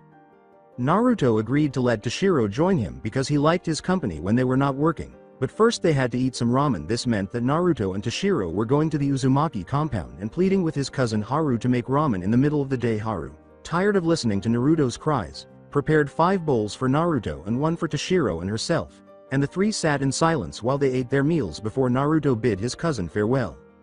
Then set out to find Kiyomaho and Koji Yamasaki. Toshiro and Naruto first went to the Maho clan housing area, which is one of the founding clans of Whirlpool and is known for its genjutsu. Kiyomaho, who is the same age as Naruto, was one of the first people he made friends with after arriving in Whirlpool. The fact that he would soon be the leader of his clan didn't help keep the ladies away either, so when Kyo heard that Naruto was getting married to Hinata, he had a fit. Naruto remembered Kyo's exact words, "Dude, you're getting married, that means I can't bring you as a wingman to help pick up the ladies anymore. No, don't do it." Naruto shook his head at the memory and started to walk to Kyo's place, but when he arrived, Kyo wasn't there. They therefore choose to go to the Yamasaki clan's housing area because, most likely, Kyo and Koji were there to arrange a game of shogi. The Yamasaki clan was well known for their amazing weapons because they were a weapon clan, and they were also another founding clan of Whirlpool. Naruto also made friends with Koji Yamasaki when he first arrived at Whirlpool. He was not a lazy or energetic type, and he was not much of a party animal. Instead, he was dragged to parties by force despite being popular with the ladies. Koji had only one girlfriend, Emi Saku of the Saku clan. In addition to being physically violent toward anyone other than Koji and having a temper as quick as Temari's, Emi was also a great ninja, which was expected of someone from the Saku clan. Naruto never understood why Koji liked Emi, despite the fact that she was a pretty woman who was also a Sakura, Ino, and Temari all in one, as Shikamaru would say. That was just troublesome. The Saku clan was not to be underestimated, as they were another founding clan of Whirlpool. Naruto recalls the first time he met Emi. When he heard that she used flowers as her primary techniques and weapons, he laughed in her face, and then she had a Venus fly trap on his ass, bringing her dangerously close to death in a matter of seconds. The Saku are known for using flowers, plants, and nature in general to kill, trick, and trap their opponents. The thought made Naruto shudder, so he and Toshiro continued walking to Yamasaki's house, where they saw Koji sitting on his porch with Emi in his lap and Kyo shouting at him to pay attention to the game of shogi they were playing. Naruto and Toshiro said, "Sup guys," as they went up to the trio of ninja. The three of them said, "Hey Izukage and Toshiro-san." Toshiro placed his hand on Naruto's shoulder and remarked, "He's not the Izukage at the moment, he took the day off early and you know he hates being called Izukage by his friends, right Naruto?" Naruto joked, "Yes, by my friends, but I don't remember you being one," as he pushed Toshiro's hand away from his shoulder. When Toshiro said, "Ah come on, why so cold?" he pouted. Naruto chuckled, "Just joking Toshiro, but anyway I came by to see if Kyo and Koji wanted to spar with me and Toshiro." "Not fair at all if Fujiwara and Uzumaki versus Amaho and Yamasaki," Kyo said, putting on a contemplative expression. "Compared to Fujiwara and Yamasaki, it ought to be more like Uzumaki and Maho." "Are you suggesting that Koji and you can't handle Naruto and me?" Toshiro remarked. "Kyo, my dear friend, a ninja, should have faith in his skills and his friends." With a sigh, Naruto said, "How about this? Me against all three of you?" "I like it," Kyo and Toshiro remarked. "If you want to," Koji requested. "All right, then it's resolved," Naruto said. "Let's head to my training grounds." "Are you forgetting something?" Emi asked, and the guys gave her a perplexed look. Emi rolled her eyes and said, "I'm not going to be left out of the action like I don't matter or something," in response to Naruto's question. "What?" They all nodded in agreement because no one wanted to argue. "As long as it's not Naruto and Toshiro versus us three, then I don't care," Kyo said. Naruto partially understood Kyo's statement because, in addition to their clan being the original founders of Whirlpool, the Uzumakis are royalty and possess a Kekkei Genkai dojutsu that most people outside of Whirlpool were unaware of, which was more deadly than the Byakugan and Sharingan. Additionally, their exceptional skill in taijutsu, ninjutsu, kinjutsu, and the ability to break genjutsu made them even more terrifying in combat, meaning that an Uzumaki fight would result in sudden death. Then Toshiro's clan, the Fujiwara clan, which was another founding clan of Whirlpool, was just below the Uzumaki clan. They also had a Kekkei Genkai, where they used poison from their bodies to kill the enemy. Toshiro could activate the poison at any time, causing the veins in his neck to swell out like someone using the Byakugan, but with the Fujiwara's Kekkei Genkai, they could simply blow winds of poison in the direction of a person, and it's said that if a person were to breathe it in, they would die within minutes. In addition, a Fujiwara would be even more lethal if they were able to control the poison for more than 5 minutes. If they were able to do so, it would start to make them drowsy, and a Futon or Kaden user could halt the poison's effects. For this reason, and Uzumaki and Fujiwara could be a lethal pair. "Even if we did partner up, Kyo, you should know that I, unlike most Uzumakis, suck at genjutsu," Naruto said, expressing his belief that one should not be judged based on their clan's status. "You and Koji would be a perfect match against us because Toshiro isn't very good with weapons or Kaden users." Kyo laughed. "I forgot about that, but I heard you have been practicing with my clan to get better at breaking genjutsu, so you're not that dumb, but maybe we should team up, just test our skills." Koji and Toshiro nodded in agreement, and the four of them turned slowly to face an irate Emi before stopping when they sensed unfavorable energy behind them. "As I mentioned, I'm also in this fight. Why do you all keep ignoring me and leaving the conversation as if I didn't exist? Even you, Koji. I ought to strangle you with my plant vines," Emi screamed. "Sweetheart, there was no need to add you to that nonsense of conversation that Kyo started because you're too important for that, and you told me you hate being dragged around like a child, so I figure you would follow us," Koji said. "Saving them from impending doom you do, after all, have 2 gorgeous feet." So that's it for today. I hope you guys enjoyed it. Don't forget to like, share and subscribe to the channel for more awesome stories like this. Thank you. See you all in my next video.